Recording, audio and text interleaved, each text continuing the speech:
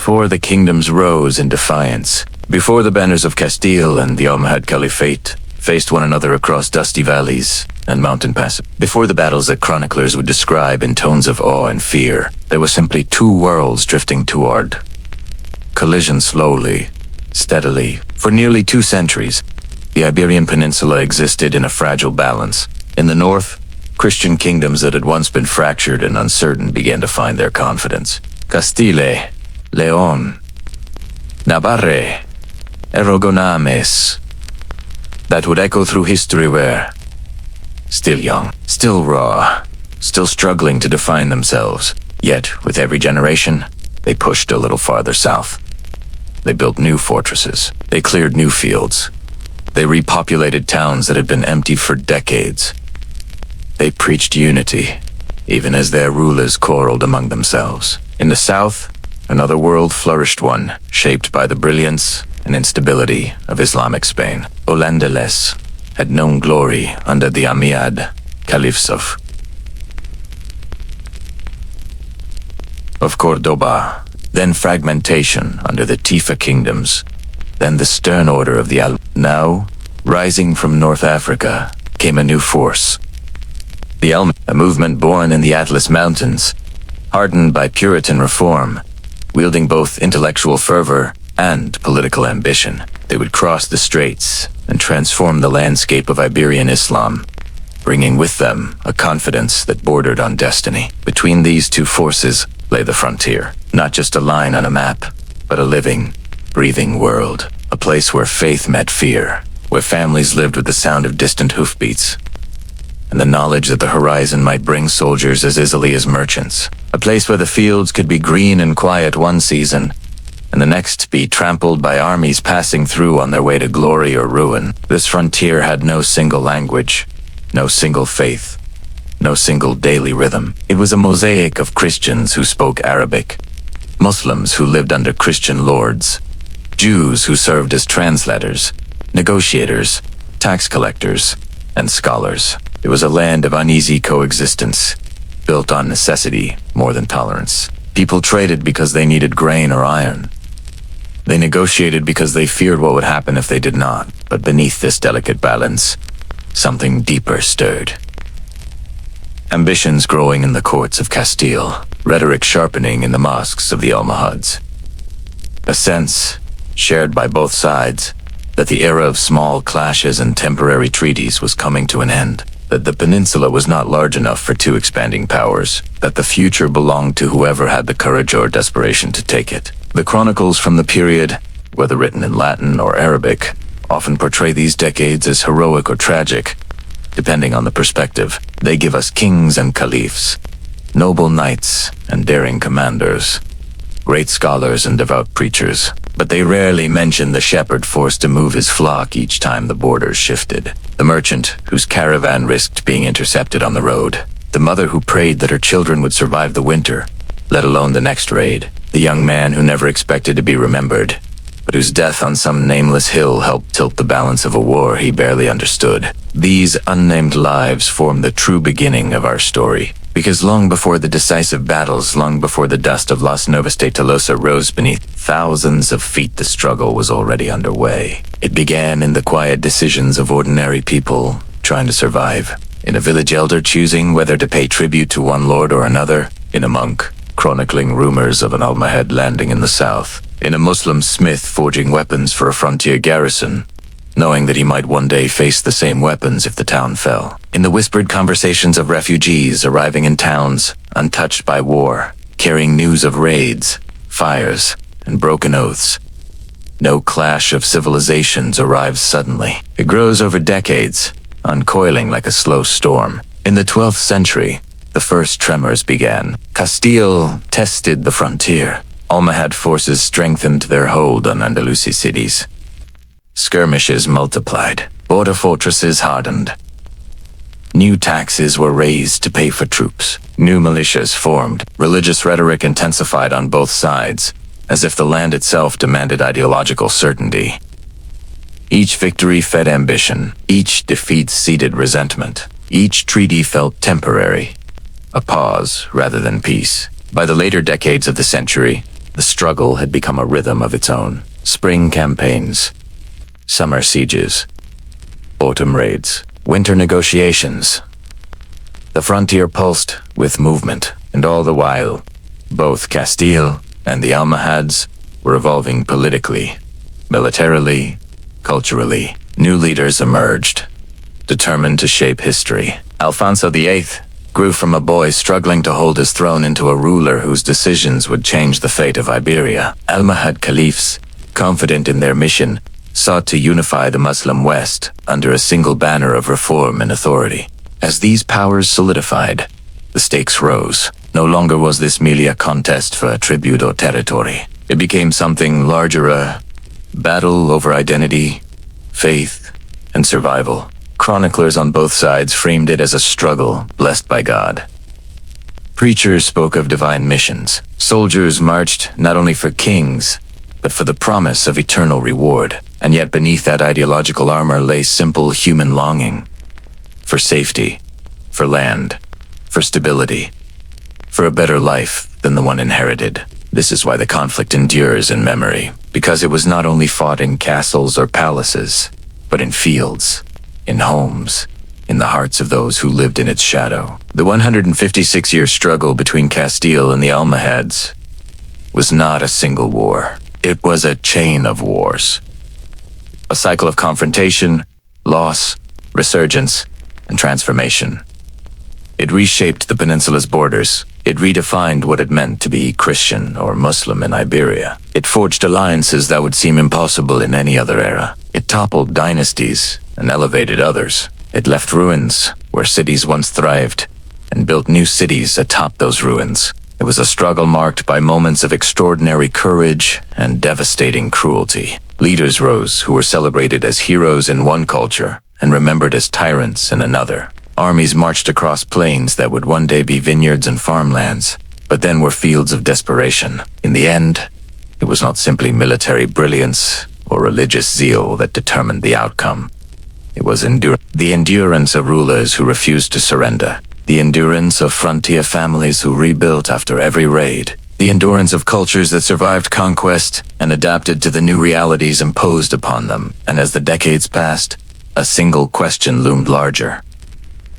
Which world would inherit the future of Iberia? The answer would come in the early 13th century, when the long arc of conflict bent toward a single, monumental confrontation. A battle that chroniclers would describe as a reckoning. A moment when the ambitions of Castile and the pride of the Almohad Caliphate collided with a force neither could escape. A day when kings, nobles, soldiers, and common men found themselves entangled in a struggle greater than any individual dream. Las Navas Tolosa, a name whispered in triumph by some, in sorrow by others. A turning point whose shockwaves would echo far beyond the peninsula, across the Mediterranean world, and into the chronicles of both faiths. But that moment was only possible because of everything that came before: the slow tightening of history's grip, the accumulation of grievances, the layering of ambitions, the centuries of conflict that prepared the ground for that decisive clash. This documentary will trace that long journey. It will follow rulers as they forged alliances and waged wars. It will explore the transformation of two civilizations as they confronted each other across a landscape shaped by faith and fear. It will reveal the daily lives of those who lived through the struggle, whether they wielded power or simply tried to survive its consequences. It will uncover the deep human story behind one of the most defining conflicts in medieval Iberia. For this is not only the story of Castile and the Almohads, it is the story of endurance, identity, ambition, and the way a centuries-long struggle can reshape an entire world. The story of Castile and the Almohad Caliphate does not begin with armies clashing on dusty plains or banners fluttering above breached walls. It begins in the quiet hinge between two collapsing eras. When the old order of the Almoravids finally buckled in the mid-12th century, it left behind a fractured Iberian landscape in which every power Christian or Muslim saw both danger and possibility. Across the Strait of Gibraltar, a new force had risen in North Africa. The Almohads, born from a religious reform movement that rejected the compromises of their predecessors and demanded a pure, harsher, more uncompromising Islam. Their arrival would transform the political and spiritual temperature of Iberia, injecting a rigidity that would reshape not only Muslim governance, but the very rhythm of coexistence on the peninsula. At the same time, the Christian Kingdom of Castile was entering an age of ambition. For generations, the Christian North had expanded and contracted in waves, testing the edges of Muslim power in the south. But the weakening of the Almohad realm created an opening too tempting to ignore. Castile was not yet the continental superpower it would one day become, but it was already gathering strength. Its rulers understood that the moment demanded boldness. If the Muslim south fractured, they could strike deep. If a new, unified Muslim force rose in its place as the Almohads soon they would need to brace for a counterstroke. Either way, the frontier was becoming a furnace. In this turbulent interregnum, the Almohads pushed into Iberia with a sense of divine mission. They did not merely see themselves as political heirs to the Almoravids. They viewed themselves as spiritual correctors, restoring an Islam they believed had grown soft under centuries of coexistence. Their reforms altered jurisprudence, reshaped public life, and imposed a renewed orthodoxy on cities like Córdoba, Seville, and Granada. Scholars loyal to the Almohad creed filled key judicial positions. Mosques echoed with sermons of revival. Even the rhythms of daily life shifted as stricter religious expectations took hold. For many Muslims, these changes brought a sense of renewed purpose. For others, they brought discomfort, especially among those accustomed to the more flexible cultural fabric of Andalusi society. To the Christian kingdoms, watching from the north, these reforms created a new psychological frontier. The era of diplomatic balancing, tribute negotiations, and small-scale border skirmishes was fading. In its place stood a caliphate that viewed any accommodation with Christian rulers as a compromise of faith itself.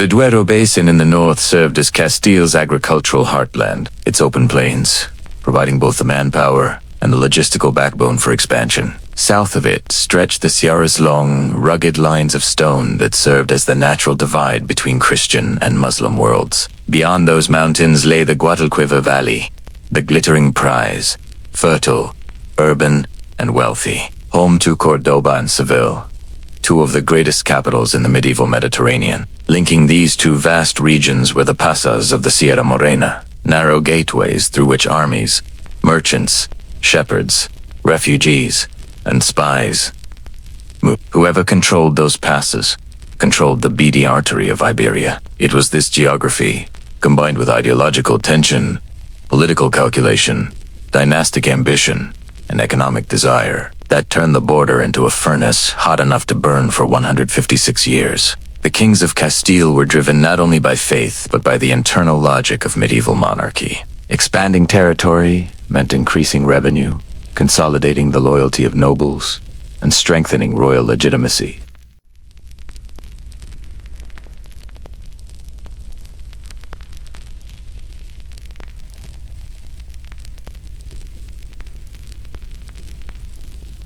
Each side could justify the struggle as necessary, inevitable, even divinely ordained. Through this long conflict passed a succession of rulers whose decisions shaped the fate of millions. On the Castilian side, Alfonso VII fought in an age of fragmented Muslim resistance, carving out early gains that set the stage for later expansion. His successor, Sancho III's short reign brought uncertainty, but it was under Alfonso VIII that Castile faced its greatest test. Alfonso VIII inherited a kingdom beset by rival Christian claimants and aggressive Almohad incursions. Yet he would eventually orchestrate one of the most consequential Christian victories in medieval history. After him, Fernando III would complete what his predecessors had begun, guiding Castile into a new era of consolidation that reshaped the map of Iberia permanently. Across the strait, the Almohad rulers were no less formidable. Abadi, Al-Mumin, founder of the dynasty, unified North Africa with decisive force, and then extended his authority into Abu Yaqub Yusuf, carried on this expansion with military precision, besieging key Christian strongholds and threatening deep incursions into the north. His successor, Abu Yusuf Yaqub al-Mansur, delivered one of the most devastating defeats the Christians ever suffered, humbling Castile at Alarcos. But the Almohads were not immune to decline. Muhammad al-Nasr, tasked with holding together a vast empire stretching from Marrakesh to Seville, would ultimately face a coalition of Christian powers, determined to reverse decades of Muslim dominance. The themes that run through this documentary are as vast as the conflict itself. Coexistence and rupture lie at its center moments when Muslims, Christians, and Jews live together in relative peace, contrasted with eras when coexistence collapsed under the weight of ideology or opportunity. Crusader fervor reshaped the politics of the North, just as Almohad reform reshaped the culture of the South. Warfare evolved dramatically in this period.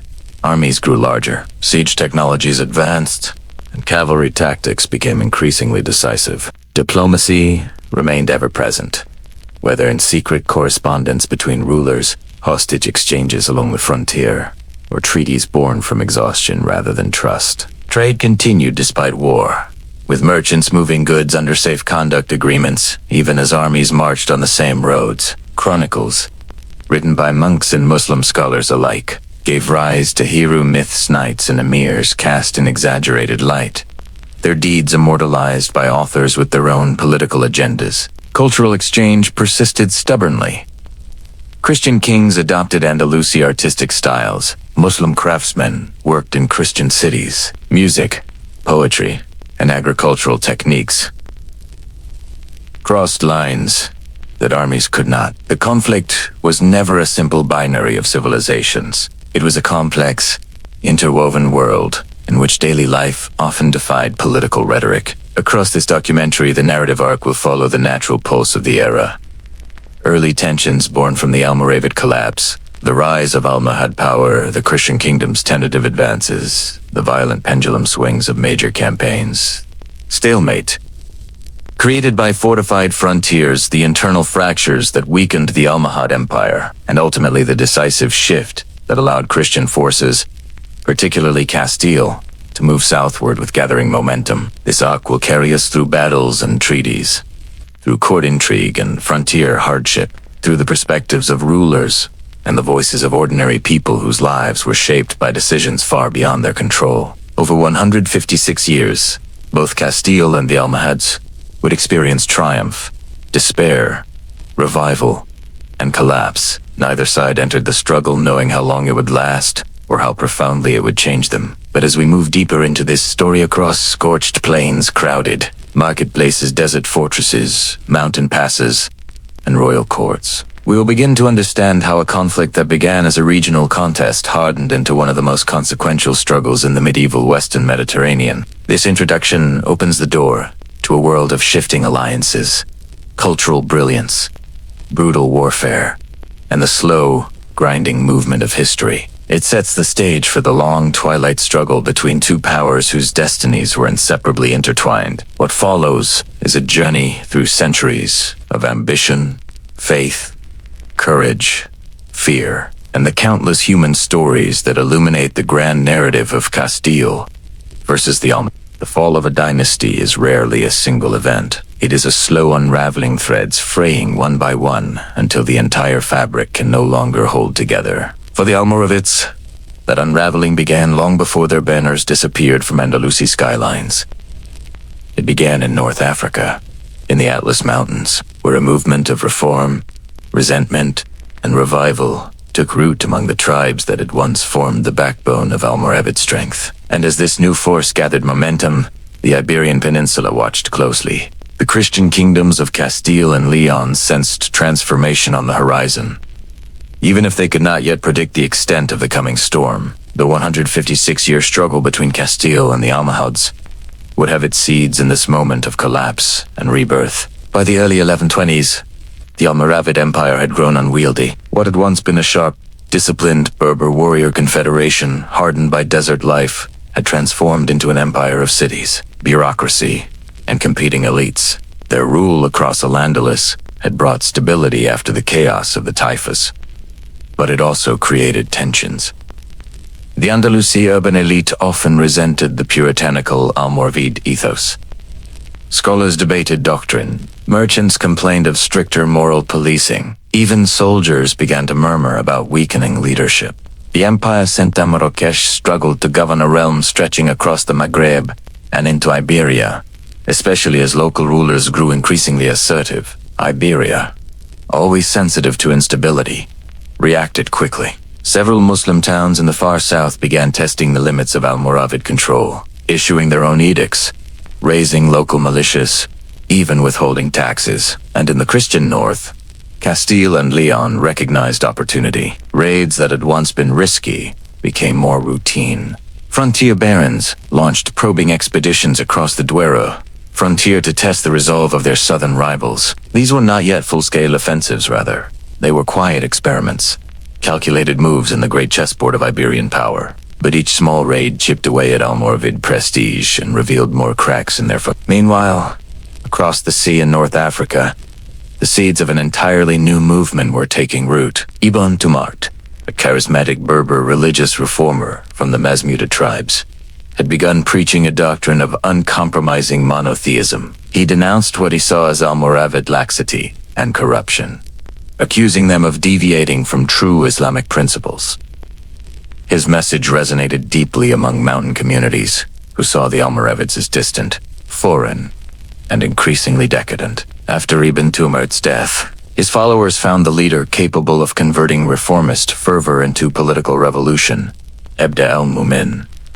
Abd al-Mumin was not simply a successor. He was a builder of states. Unlike the Almoravids, who had risen as a loose coalition of tribes united under a strict interpretation of Islamic law, the Almohads under Abd al-Mumin forged a more centralized authority. He imposed discipline among the reformist ranks, expanded recruitment beyond tribal lines, and laid out a vision not only of religious revival but of imperial power. His campaigns in the Atlas were not merely military. They were ideological conquests. Villages, towns, and tribes were brought under the emerging Almohad order, often through a mixture of persuasion, coercion, and charismatic appeal. As Almohad power solidified in the mountains, the Almohavids could no longer ignore the threat. Yet their responses were slow, fragmented, and often miscalculated. They underestimated Abd al-Mumin's ambition, dismissing the Almohads as a fringe sect rather than an existential danger. Their armies, once feared across both continents, struggled to mount unified resistance. Generals clashed over strategy. Provincial governors withheld reinforcements. Rival claimants jockeyed for influence in Marrakesh. All of this unfolded as Almohad armies moved steadily westward and northward, carving out a new political landscape. From the perspective of Castile and Leon, the situation in North Africa carried enormous significance. The power and control of the Maghreb traditionally held the mantle of protector for a land. The Almoravids had proven this in the late 11th century when they crossed the strait to rescue Andalusi typhus. From Alfonso VI, if the Almohads replaced them, the Christian kingdoms would eventually face a ideologically hardened opponent. But if the two Muslim powers remained locked in a prolonged struggle, Castile could expand with reduced resistance. Every rumor carried by merchants from Ceuta or fishermen from the Andalusi coast mattered. Christian courts listened closely. Thus, the early 1130s onward became a period of cautious maneuvering. Castile launched limited campaigns into the frontier zones around the Tagus and Duero rivers, testing whether local Muslim commanders could muster coordinated responses. Sometimes they could.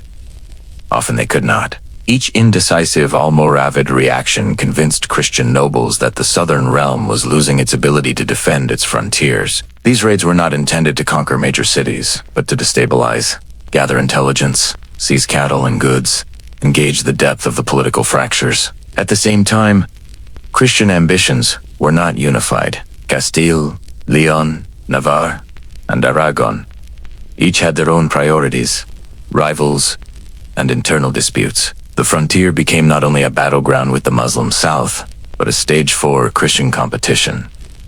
A successful raid by Leon could stir jealousy in Castile. A treaty between Aragon and a Muslim Tifa could disrupt Castilian plans. These rivalries were part of the broader fabric of Iberian politics, fractured, fluid, and full of opportunism. Yet the overarching trend was clear. The Christian North was growing more confident as the southern Islamic world entered turmoil. By the early 1140s, the Almohads had seized significant territories in North Africa and were preparing to cross the Strait of Gibraltar. Abd al-Mumin's consolidation efforts were bearing fruit. The movement now controlled major ports, had reorganized its administrative networks, and fielded a formidable army rooted in ideological unity rather than tribal allegiance. Their advance into Al-Andalus was no longer a question of if, but when. As word of their impending arrivals spread, Muslim communities in Iberia faced a choice: continue under the weakening Almoravids, return to fragmented local rule, or pledge themselves to the rising Almohad Caliphate. This moment, early 1140s, marks the beginning of a profound shift. Muslim governors in places like Córdoba, Seville, and Granada understood that their political future would soon depend on Abd al-Mumin's decisions. Some prepared to welcome the Almohads as liberators who would restore unity and discipline. Others feared their strict doctrine and worried about losing local autonomy. But as Almoravid control evaporated, their options grew limited. The south braced for the arrival of a new power, and in the Christian north, Castile and Leon recognized that the window for easy expansion was rapidly closing. The frontier raids of the preceding decades had offered intelligence and opportunity, but they had also revealed the vulnerability of the southern political order. That vulnerability would soon be erased by an Almohad force far more organized and ideological than the Almoravid's final generation. The kings of Castile understood that a reckoning was coming. What began as collapse in the Maghreb and opportunism in Iberia was evolving into something larger, a transformation that would ignite a century and a half of struggle.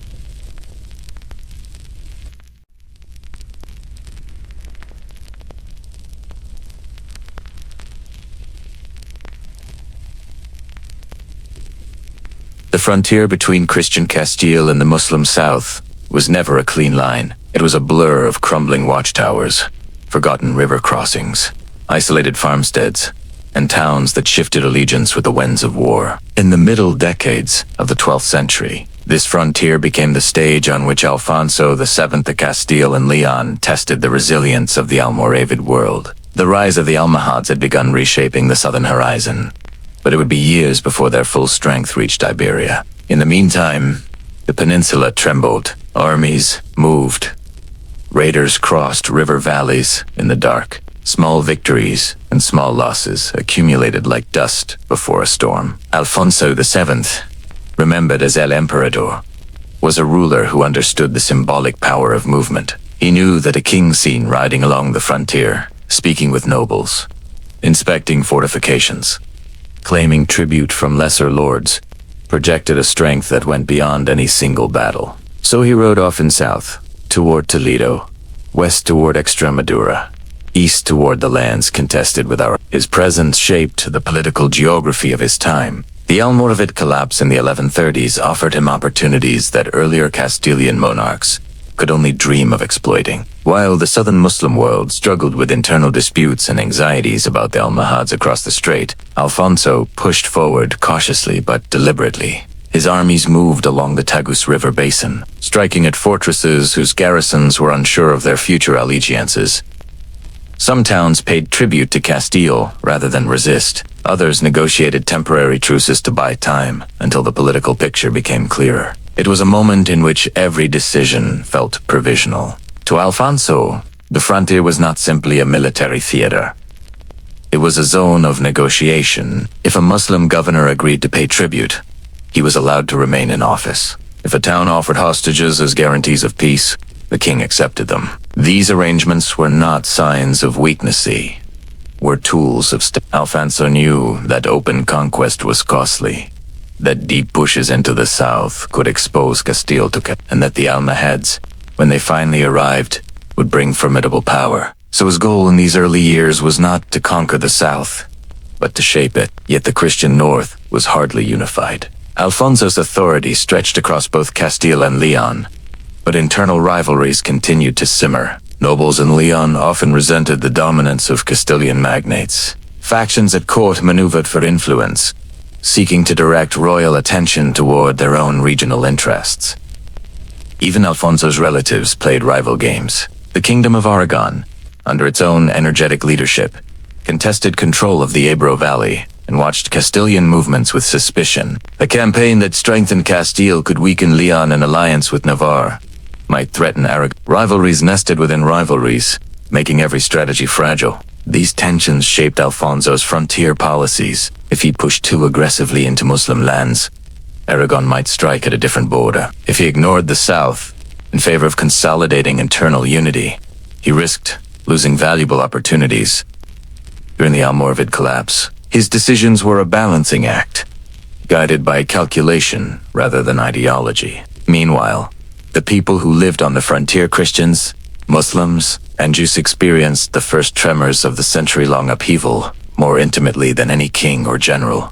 Mudejar's Muslims living under Christian authority found themselves caught between changing rulers, shifting tax demands, and new oaths of loyalty. Many stayed on their lands, tending fields they had plowed for generations. They adapted, negotiated, and endured. Their property rights were often respected, but their political position grew precarious. A new Christian lord could impose heavier levies or demand military support. A neighboring Muslim Tifa might attempt to reclaim their town, putting their loyalties under scrutiny. For these communities, survival depended on diplomacy as much as on faith. A Mudejar farmer might offer a portion of his grain to a Christian knight in exchange for protection. A Muslim village leader might petition Alfonso VII directly for guarantees of fair treatment, sending emissaries north with gifts or promises of peaceful conduct. These relationships formed a tangled web of obligation that defined life along the frontier.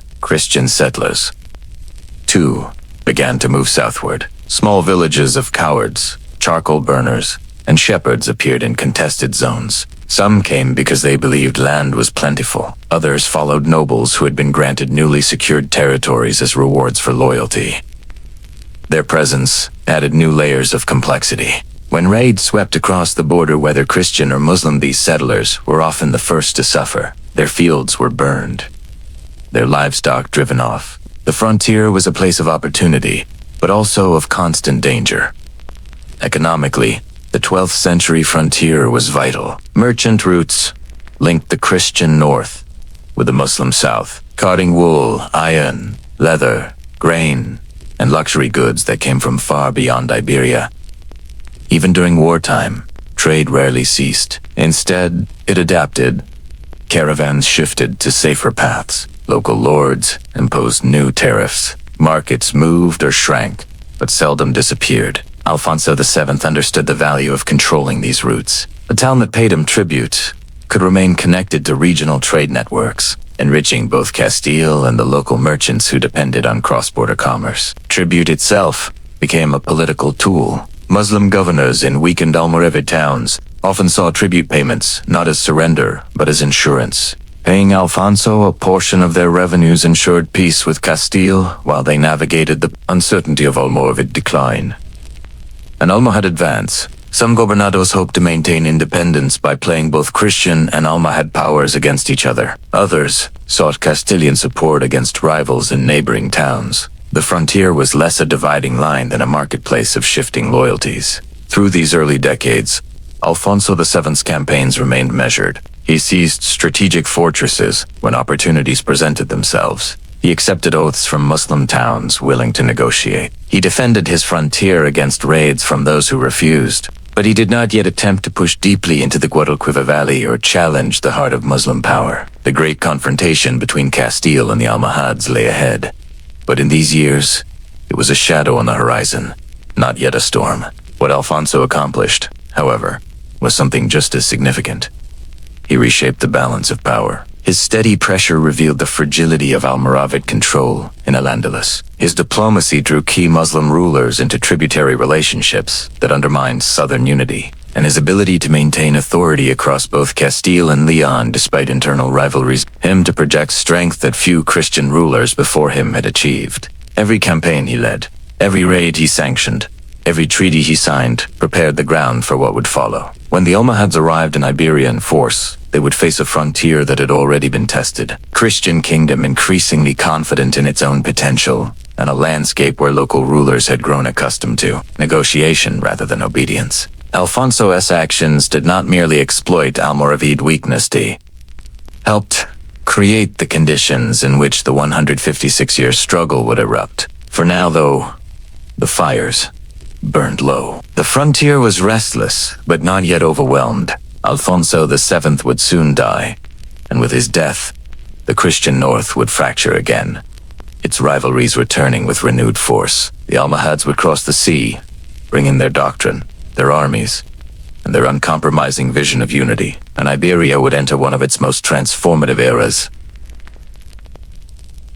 The tremors had begun. The ground was shifting. The storm was coming.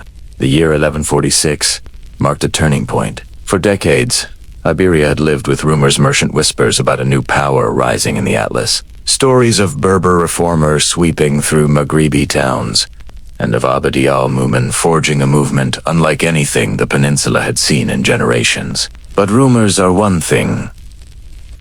Armies landing on Iberian shores are another. When the Almohads finally crossed the strait, it was not in scattered bands or hesitant envoys. It was as a mass landing, an organized, deliberate projection of power.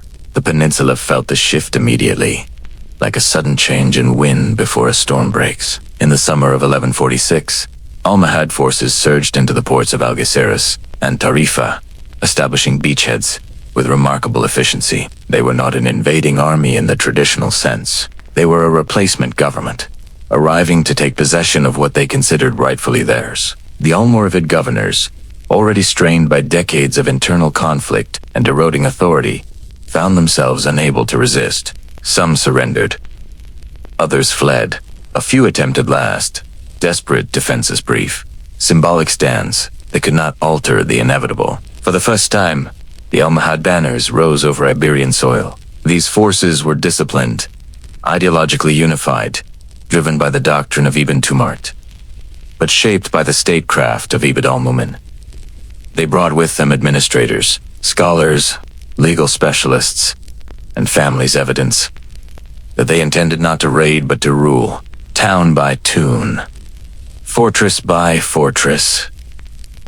They replaced Almoravid symbols, dismissed Almoravid officials, and imposed an administrative order that reached from Marrakesh to Córdoba. The fall of the Almoravids in Al-Andalus accelerated with startling speed. Seville, long one of the jewels of the Islamic South, saw its Almoravid garrison collapse under internal pressure. Malaga submitted soon after. Granada, with its intricate web of local elites, attempted negotiations, but the Almohads allowed no ambiguity. Allegiance must be total. In Somme, plus his old Almoravid loyalists were executed or exiled. In others, they were absorbed if they accepted the Almohad creed. The transition was not uniform. Some towns embraced the newcomers willingly, seeing them as saviors from disorder. Others resisted, only to discover that resistance was costly. As the Almohads advanced, their administrative imprint became increasingly visible. The Almoravid system had relied heavily on the authority of local governors and the influence of tribal networks stretching across the Maghreb. The Almohads rejected this model. They centralized decision-making. Governors were chosen for loyalty to the movement, not local connections. Taxation was standardized. Urban elites, especially scholars and jurists, were brought under tighter oversight. Religious orthodoxy was emphasized in sermons, schools, and courts. This was a reformist regime, austere in doctrine, but highly pragmatic in governance. It sought to create unity through both force and conviction. In their early years in Al-Andalus, the Almohads succeeded in imposing a degree of order the region had not seen since the early Almoravid period. For many Muslims, especially in cities exhausted by political uncertainty, this brought relief. For others, particularly those tied to older Andalusi traditions, Almohad rule felt rigid, even oppressive. The Christian kingdoms to the north watched all of this with growing unease. The sudden reorganization of the southern frontier created new calculations in Castile, Leon, and Aragon. Alfonso VII was still alive in the first stage of the Almohad advance, and he recognized the threat immediately. The raids he had used to test Almoravid's strength were no longer possible on the same terms. The Almohads were not a fractured power struggling to maintain control. They were a unified empire, motivated by a vision of religious purity and territorial restoration. Alfonso understood this, and his response reflected caution. Fortresses along the Tagus were reinforced. Garrisons were resupplied. Frontier lords were instructed to remain vigilant, to avoid deep raids that might provoke a coordinated Almohad reprisal. The frontier, once fluid and permeable, began to harden. Defensive signals were improved. Watchtowers were rebuilt or expanded. Towns that had once relied on negotiated tribute to coexist with nearby Muslim rulers found that such arrangements were now far riskier. The Almohads did not accept divided loyalties.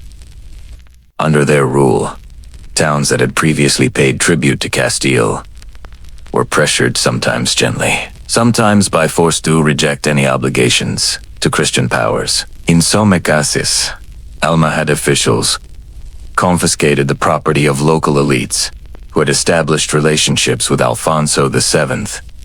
In others, they allowed those elites to remain but tightly supervised them. This shift was deeply unsettling to Castilian nobles. The tribute networks Alfonso had cultivated, networks that formed the backbone of his frontier strategy, were collapsing. At the same time, Christian rivalries complicated the northern response. Aragon eyed the rise of the Almohads with less fear than Castile did, suspecting that if conflict broke out, Castile would bear the brunt. Navarre sought alliances that might increase its security but remained wary of Castilian expansion. Leon struggled with its identity under Alfonso VII's imperial claims, and after Alfonso's death, the kingdoms would once again split, weakening the Christian position precisely when unity would have been most valuable. As the Almohads pushed deeper into the peninsula, they restructured the military command of Al-Andalus. Fortresses along the Guadalquivir became staging centers for a broader southern defense. Cavalry units trained in the Maghreb were stationed at key points.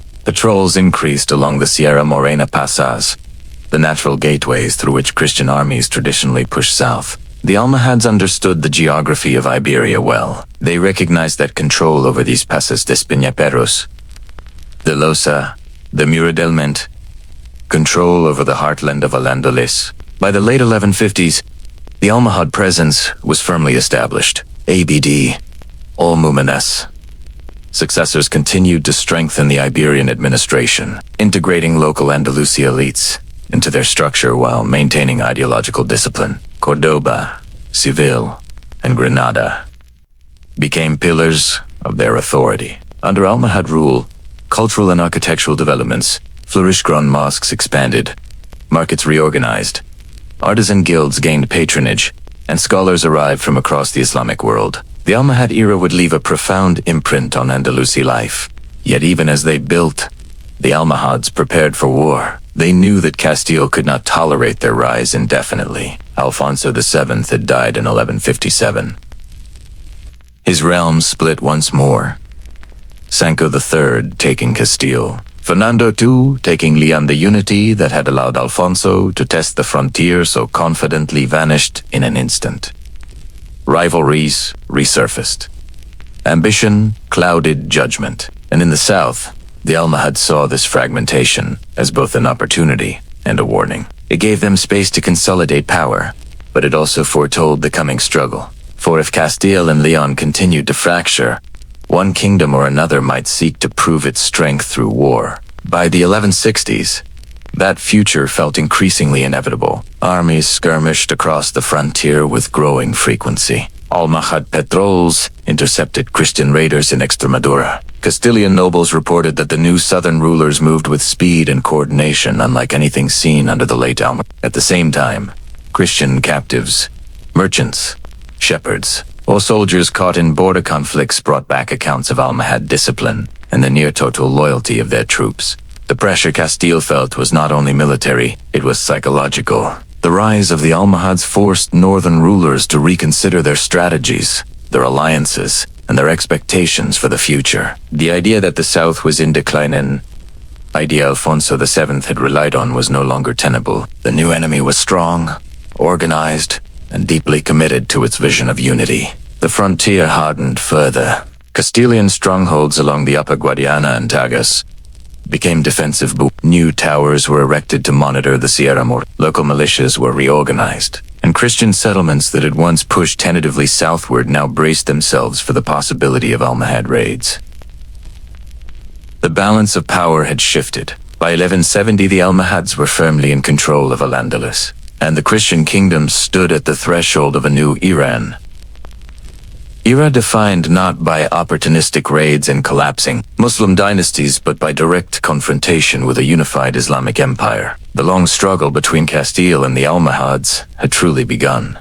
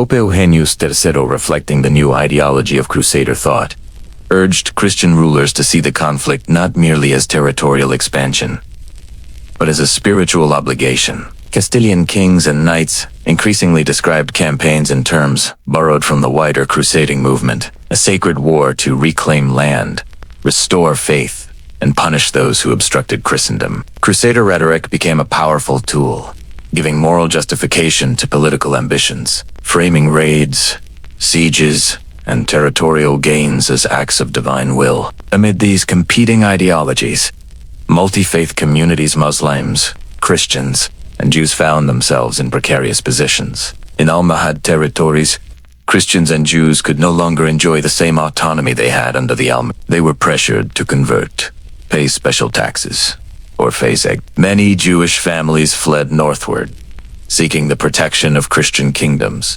Some Christians, long accustomed to negotiating their status under Muslim rule, faced new restrictions that challenged their identity, their commerce, and their faith. Survival required negotiation, adaptation, and in some cases, a painful compromise of personal belief. For those who remained, daily life became a careful balance. Jewish scholars continued their work, but under close supervision. Christian artisans and merchants were allowed to operate, but their activities were circumscribed by legal limitations. Public expressions of faith were policed. Even clothing could signal religious identity, and deviation could carry severe consequences. The streets of cities like Seville or Córdoba became a tapestry of careful obedience, coded behavior, and subtle resistance. The shifting identities created a tension that rippled through Iberia. Religious affiliation was no longer simply a matter of personal conviction. It had political and social consequences. Families debated whether to convert, flee, or maintain quiet faith under scrutiny.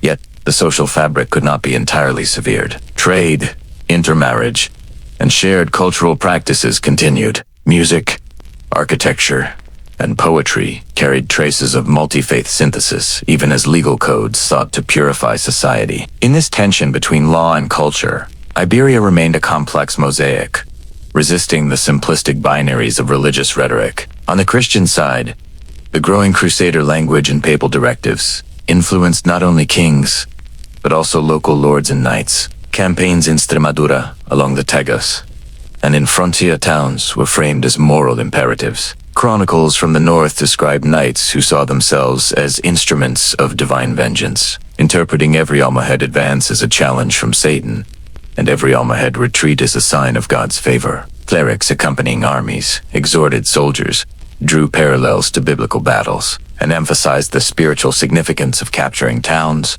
fortresses, and even individual prisoners. Faith became both armor and weapon, imbuing political and military actions with transcendent justification.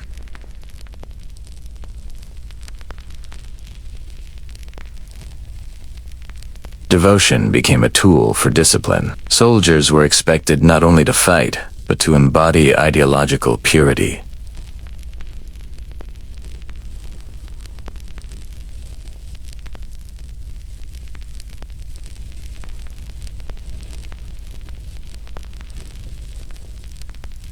In this way, religion and statecraft intertwined, producing an army that was ideologically motivated, centrally commanded, and formidable in its cohesion.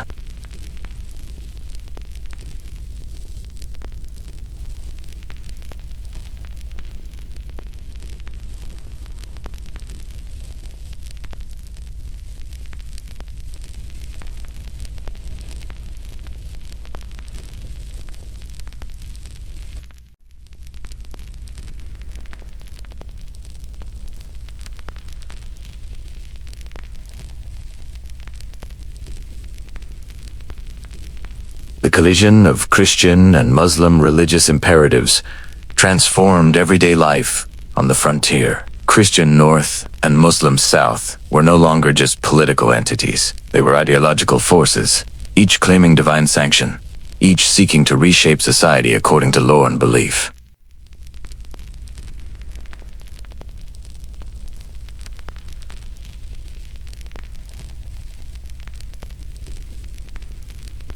A merchant might adapt his behavior to avoid fines or confiscation while continuing to trade with both sides. Survival depended on navigating an increasingly polarized world.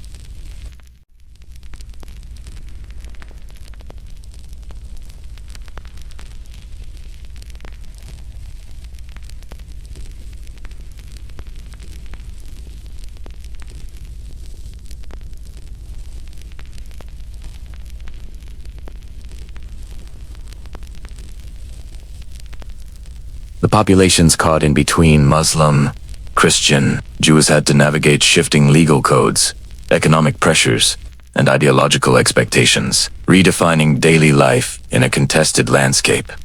Religious ideology had become inseparable from power. Law, war, and administration were intertwined with belief. To live in 12th century Iberia was to navigate these currents, to understand that the enforcement of faith could shape your fate as decisively as any sword. And for both Christian and Muslim leaders, ideology was not merely rhetorical. It was a tool, a strategy, and a means of consolidating authority. This fusion of faith and power would influence every campaign, every treaty, and every negotiation for the next 156 years.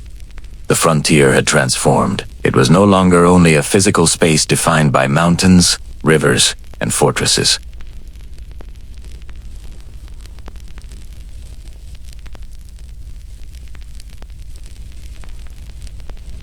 The foundation for a prolonged and bitter struggle rooted in ideology, law, and identity was now firmly laid.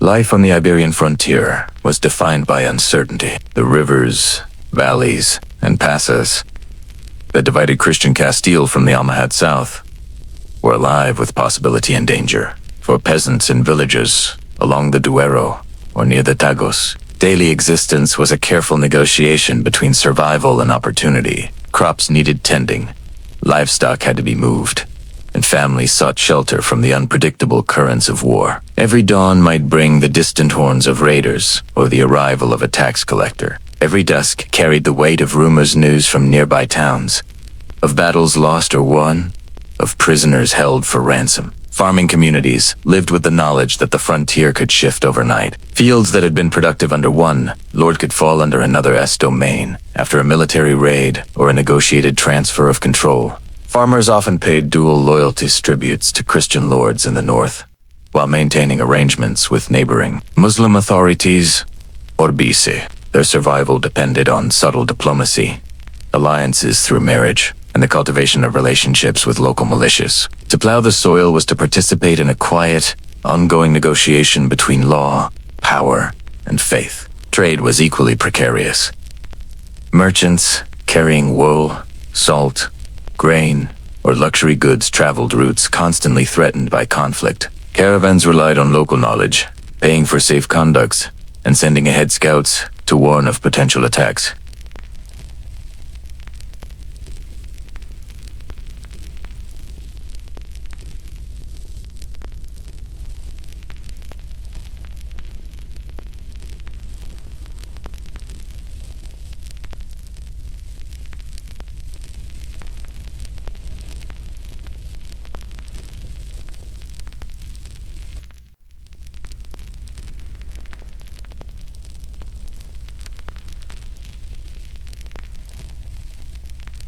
Captives were often ransomed, generating income and fostering complex networks of negotiation between families, rulers, and religious authorities. A village's life might pivot on a ransom payment paid by a relative, a lord, or a religious institution, transforming personal tragedy into a mechanism of political and economic exchange. These cycles of capture and redemption shaped the human landscape, weaving fear, loyalty, and pragmatism into daily life. Fortified towns became essential refuges. Towns like Toledo, Badajoz, or Córdoba were more than administrative centers. They were bastions of survival. Their walls were thick, gates reinforced, and watchtowers populated with sentries who scanned the horizon for the first signs of movement. Inside, townspeople cultivated gardens, maintained stores of grain, and built communal defenses. Life inside these walls was constrained but relatively secure compared to the vulnerability of the surrounding countryside. The architecture itself reflected centuries of conflict. Narrow streets to slow attackers, towers to watch both land and river, and gates designed for defense as much as commerce. Religious institutions were central to life on the frontier. Monasteries and mosques were not only spiritual centers, but also community anchors. Monks in northern monasteries tended the sick, educated children, and preserved chronicles of raids and campaigns. They recorded events not merely as historical facts, but as moral and spiritual lessons, creating a sense of order and memory amid chaos. Mosques in the south performed similar functions, administering justice, collecting alms, and maintaining a moral framework in communities facing external pressure. These institutions mediated between rulers and subjects, offering shelter and guidance, and shaping perceptions of loyalty, courage, and faith. The rise of military orders added another layer to frontier life. Orders like the Knights of Calatrava, Santiago, and the Templars were both martial and spiritual entities. They trained young men in the arts of warfare, devotion, and service. Castilian monarchs often relied on these orders to garrison key fortresses, patrol dangerous passes, and conduct raids into Almohad territory. Their presence was both stabilizing and intimidating. To peasants,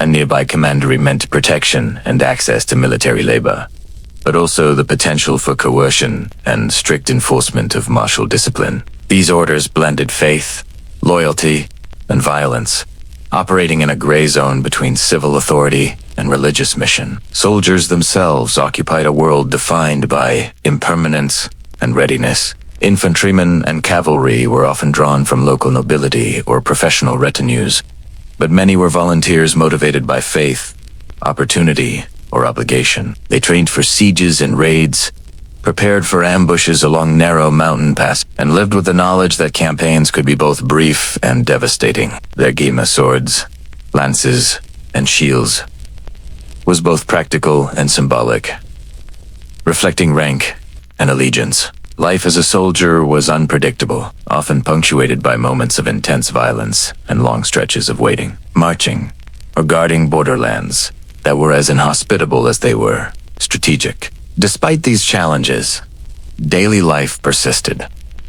Farmers sowed fields between skirmishes. Merchants carried wares through dangerous passes. Children grew up knowing the names of knights and emirs, of fortresses and river crossings, of towns that had been taken and retaken. Stories of heroism, capture, and survival circulated through villages, forming the oral history that would later shape chronicles and literature. Community resilience became a form of defense, as much as walls or armed garrisons. The frontier was also a place of cultural exchange. Even amidst warfare, ideas, techniques, and traditions traveled. Muslim irrigation methods influenced northern fields. Christian architecture appeared in southern fortresses. Language and commerce transcended political boundaries. A shared human experience persisted beneath the ideological struggle, reminding both rulers and subjects that life required negotiation as much as conquest. By the end of the 12th century, these patterns had solidified. The frontier was a complex ecosystem where peasants,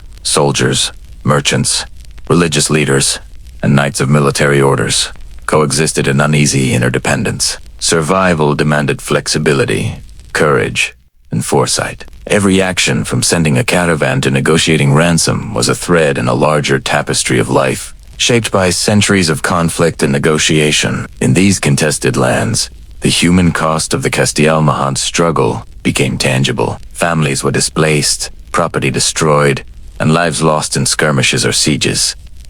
Yet the frontier also revealed resilience. Communities adapted, learned to navigate new authorities, and found ways to sustain themselves despite repeated disruptions. The rhythm of raids and defenses became the rhythm of life, a daily negotiation between war, faith, and survival. In this crucible, the social, economic, and spiritual dimensions of frontier life intertwined, producing a landscape where every individual farmer, merchant, soldier, monk, or artisan played a part in the unfolding history of the peninsula. The Almohads, for their part, were aware of these dynamics. They sought to regulate trade, tax, and law, while also preparing to face the growing confidence of Castile.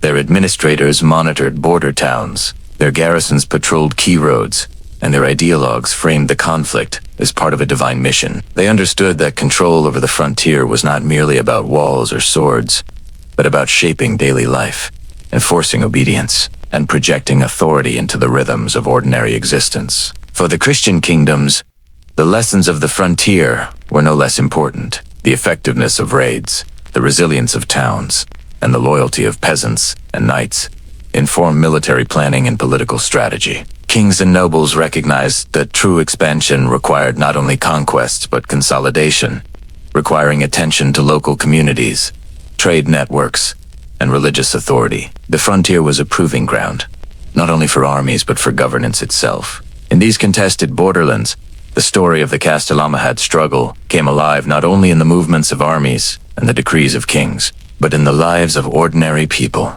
Their toil, their courage, and their capacity to adapt under constant threat provided the backbone for the centuries-long conflict. From fortified towns to scattered farmsteads, from bustling markets to lonely mountain paths, the human experience of the frontier was a living chronicle of survival, negotiation, and resilience. It is here, in these everyday moments of endurance, that the human cost and human spirit of the Iberian Wars can be most vividly understood. By the 1170s, the Iberian Peninsula stood at the threshold of a new and dangerous escalation. The Almohad Caliphate, now firmly entrenched in North Africa and reigning over Al-Andalus, turned its attention northward with renewed purpose. Abu Yaqub Yusuf, the son of Abidi, Al-Muman, and the second, Almohad Caliphate, to oversee Iberia, saw the Christian kingdoms not merely as adversaries, but as obstacles to a divinely justified order. Their frontier long, a zone of small raids and shifting alliances, was about to become the stage for campaigns that would reshape the balance of power. For Abu Yaqub Yusuf, war in Iberia was both necessity and ambition. The Almohads had inherited a fragmented landscape still reeling from Almohavid collapse. Rebel factions lingered, some towns remained only loosely loyal, and Christian advances in previous decades had emboldened Castilian and Aragonese nobles. To secure Almohad legitimacy, a decisive display of strength was required. His campaigns in the 1170s marked the first sustained effort by the new regime to impose order through military force and to challenge Castile directly. Castile, meanwhile, had entered a turbulent chapter. Alfonso VIII, king since infancy, was only now stepping into true power. His minority had been plagued by noble factions fighting for control, leaving the kingdom weakened and vulnerable. By the time he reached maturity, Castile had lost ground along key frontier zones, and the Almohads sensed an opportunity. Chroniclers later wrote that Alfonso's youth coincided with a rising storm from the south, a reflection of the mounting pressure as the Almohad war machine gathered momentum. The first major clashes erupted around strategic fortresses that commanded river valleys and mountain passes. Towns such as Santarem, Alcantara, Trujillo, and others became contested symbols of authority. Almohad armies, organized with discipline, crossed into the peninsula in large, coordinated forces. Their approach to siege warfare was more sophisticated than that of most Christian lords. They employed engines capable of battering walls with heavy stones, constructed mobile wooden towers to match parapet height, and used sappers to undermine foundations. These innovations shocked frontier defenders who had grown accustomed to faster, smaller raids. Alfonso VIII, despite his youth, recognized that Castile had to respond decisively. He began reforming his military organization, strengthening alliances, and restoring royal authority over rebellious nobles.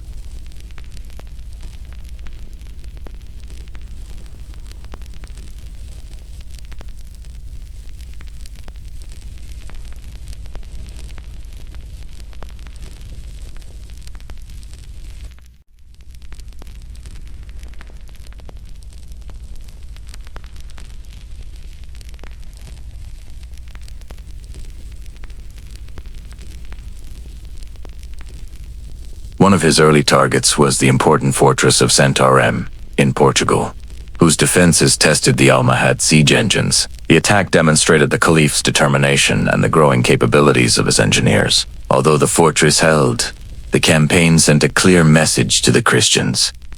The Almohads would not tolerate further northern encroachment. In the east, Aragon and Catalonia watched carefully as the balance of power shifted. Their own interests along the Ebro River depended on Castile's resilience. The Christian kingdoms often competed with one another, but in moments of crisis, they understood the necessity of cooperation. Alfonso VIII sought to strengthen ties with Aragon, hoping to present a united front against the southern threat. The Almohad campaigns reached deeper into Castilian territory than any Muslim advance in decades.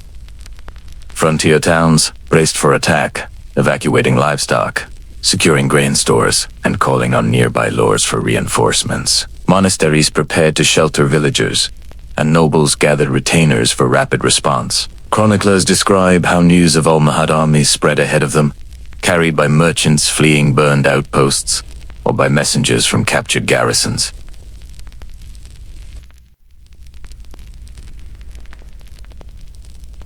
The survival of Castile depended on his ability to assert control, command loyalty, and defend his lands against an enemy more unified than any the Christians had faced in nearly a century. He listened closely to veteran nobles, reformed cavalry units, and supported frontier militias. Over time, his leadership matured, and Castilian resistance stiffened. The 1180s witnessed the first major turning points. Almohad forces launched concentrated attacks on castles near the Guadiana River, hoping to break the line of defenses that protected the path northward. They captured towns through siege and negotiation, placing garrisons loyal to the Caliph. Castile responded with counter-raids, burning supply lines, rescuing captives, and testing Almohad positions for weaknesses. The land between the Tagus and Guadiana became a battleground of attrition. One of the most significant confrontations of this decade occurred near the fortress of Cuenca, though its fall to Alfonso VIII in 1177 had been a great Christian victory. The Almohads sought to shake Castilian confidence by retaking or isolating such strongholds. Abu Yaqub Yusuf's campaigns pressed heavily on the surrounding region, and the prolonged pressure forced Castile to divert resources to defend the newly acquired city. The fact that Cuenca held was a testament to Alfonso's growing competence and the resilience of the frontier communities. Siege warfare continued to evolve. During these years, Castilian engineers adopted techniques observed from Almohad forces, constructing improved trebuchets, reinforcing walls with angled bastions, and designing more efficient supply chains. Warfare was becoming more technical, requiring expertise in logistics, engineering, and fortification. The prolonged conflict pushed both sides toward greater military sophistication.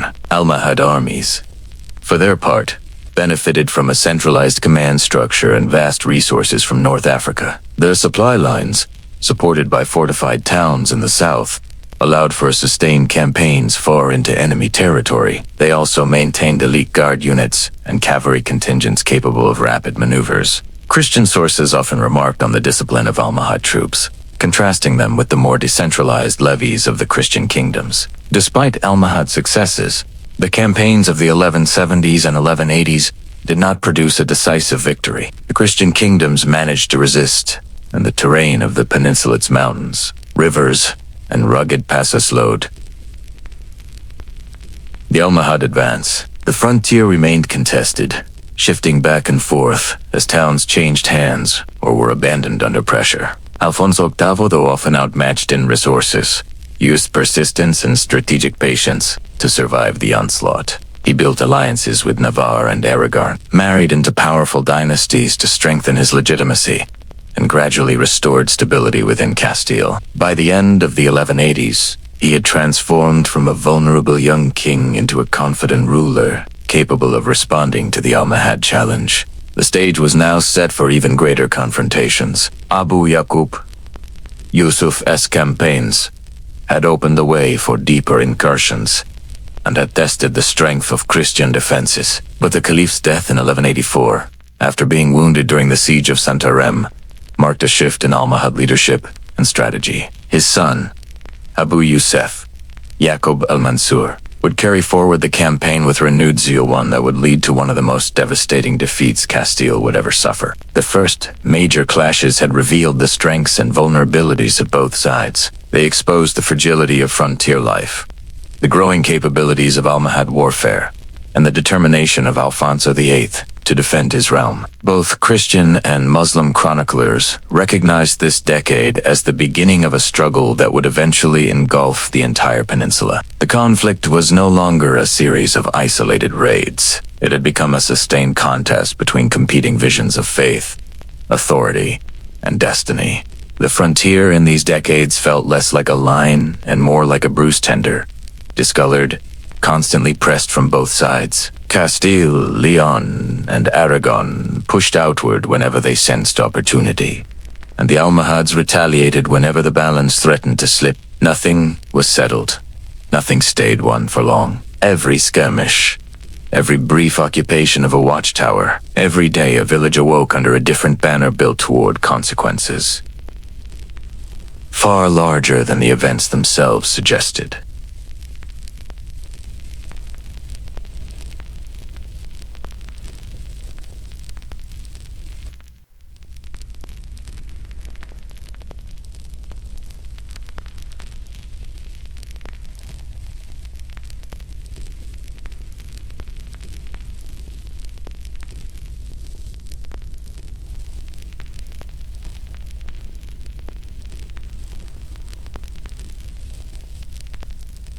At times, the rhythm of warfare almost resembled a dialogue. One side spoke with a raid, the other answered with a counter-raid, and caught between these shifting pressures were thousands of families, entire communities whose loyalty was less ideological than practical.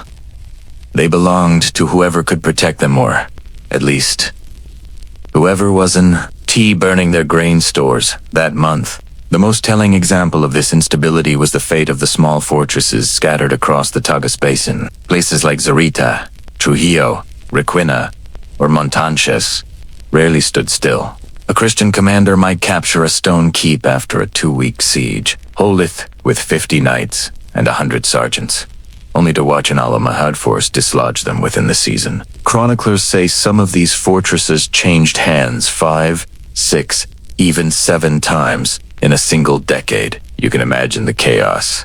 Villagers fleeing into the mountains, then returning cautiously once the latest conqueror issued guarantees of protection. Farmers sowing fields unsure whether the harvest would feed their children or be seized by soldiers. Merchants unsure which tax rate or which language they'd encounter on a given road. And for every recorded clash between armies, there were dozens of unrecorded ones. Ambushes at river crossings, cattle raids disguised as military expeditions, skirmishes where 10 men died, but the chroniclers never bothered to mention them. Soldiers on both sides became experts in the art of small unit warfare, silent movements at dawn, surprise attacks on granaries, rapid retreats into hill forts. These battles rarely shifted the political map, but they eroded communities, exhausted resources, and shaped the mental landscape of frontier life. Fear became a currency, traded and spent daily. The Almohad commanders understood these dynamics well. Abu Yaqub Yusuf, even while grappling with internal North African politics, ensured his Iberian generals maintained pressure on the Christian kingdoms. Through constant harassment, his officers in Seville and Córdoba organized columns that moved swiftly fast cavalry, lightly equipped infantry, contingents of archers designed not for conquest, but for disruption. They burned fields, stole livestock, destroyed defensive ditches, and forced Christian garrisons to stretch themselves thin across too many Castile, still strengthening after the difficult years of Alfonso VIII's minority, responded in kind. Its frontier forces increasingly relied on Almogavirs, local militias, and lightly armored raiders who understood the land intimately, its ravines, hidden springs, the safe pathways through cork forests or dry riverbeds. These men, often from mixed or uncertain social origins, fought not just for their king, but for the survival of their communities.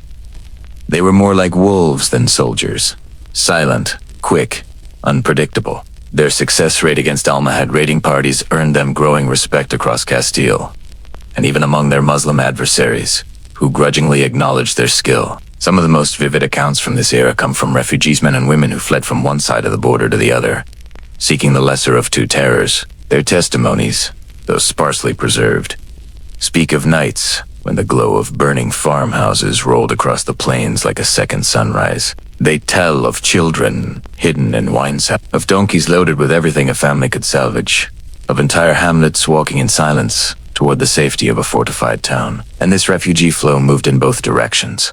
Christian peasants fled south during Almohad offensives. Muslim villagers fled north when Christian raids approached. The frontier became a revolving door of displacement.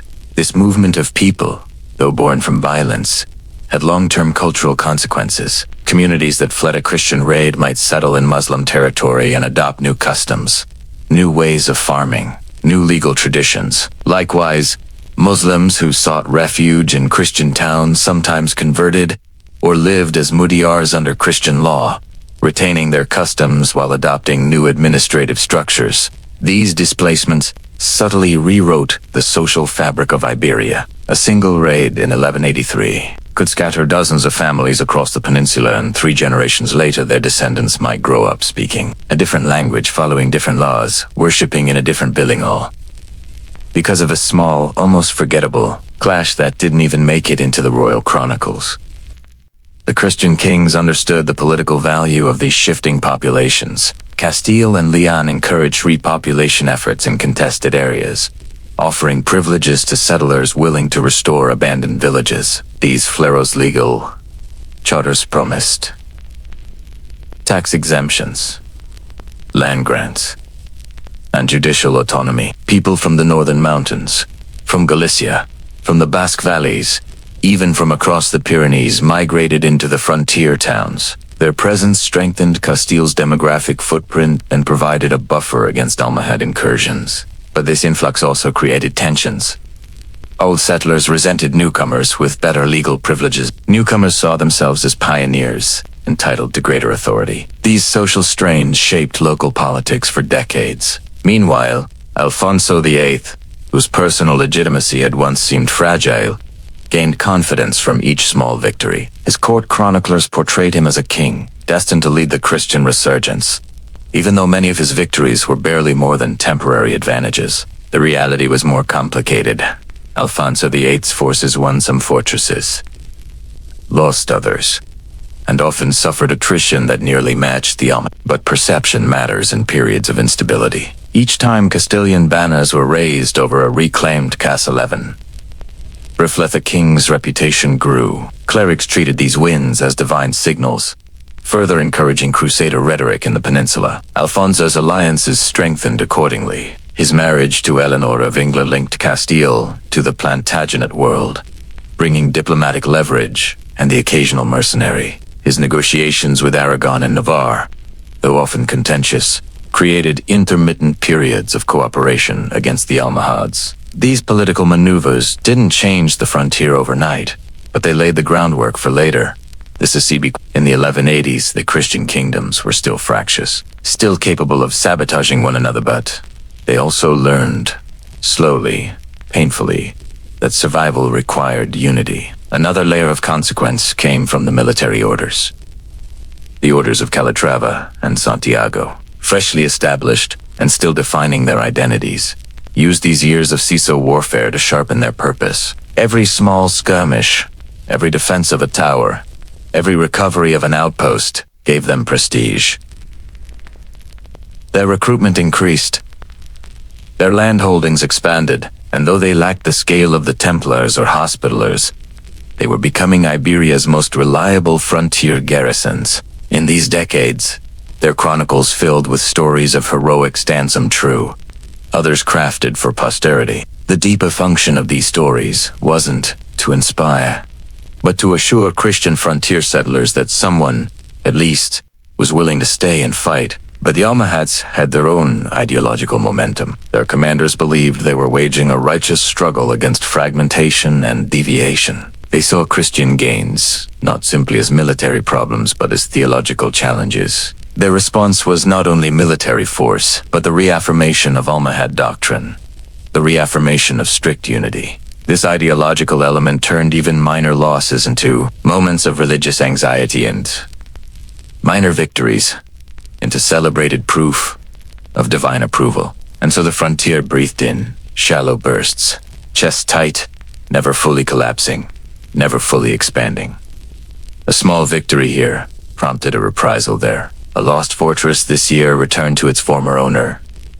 The next reaction invited a counteraction. From the outside, the period can look static, a prolonged stalemate, but from within, it was constant motion, loud, chaotic, exhausting motion. Entire communities were remade by these small swings. The great irony is that few actors at the time understood the scale of what they were shaping. A minor raid in the 1180s might influence a king's strategy in the 1190s.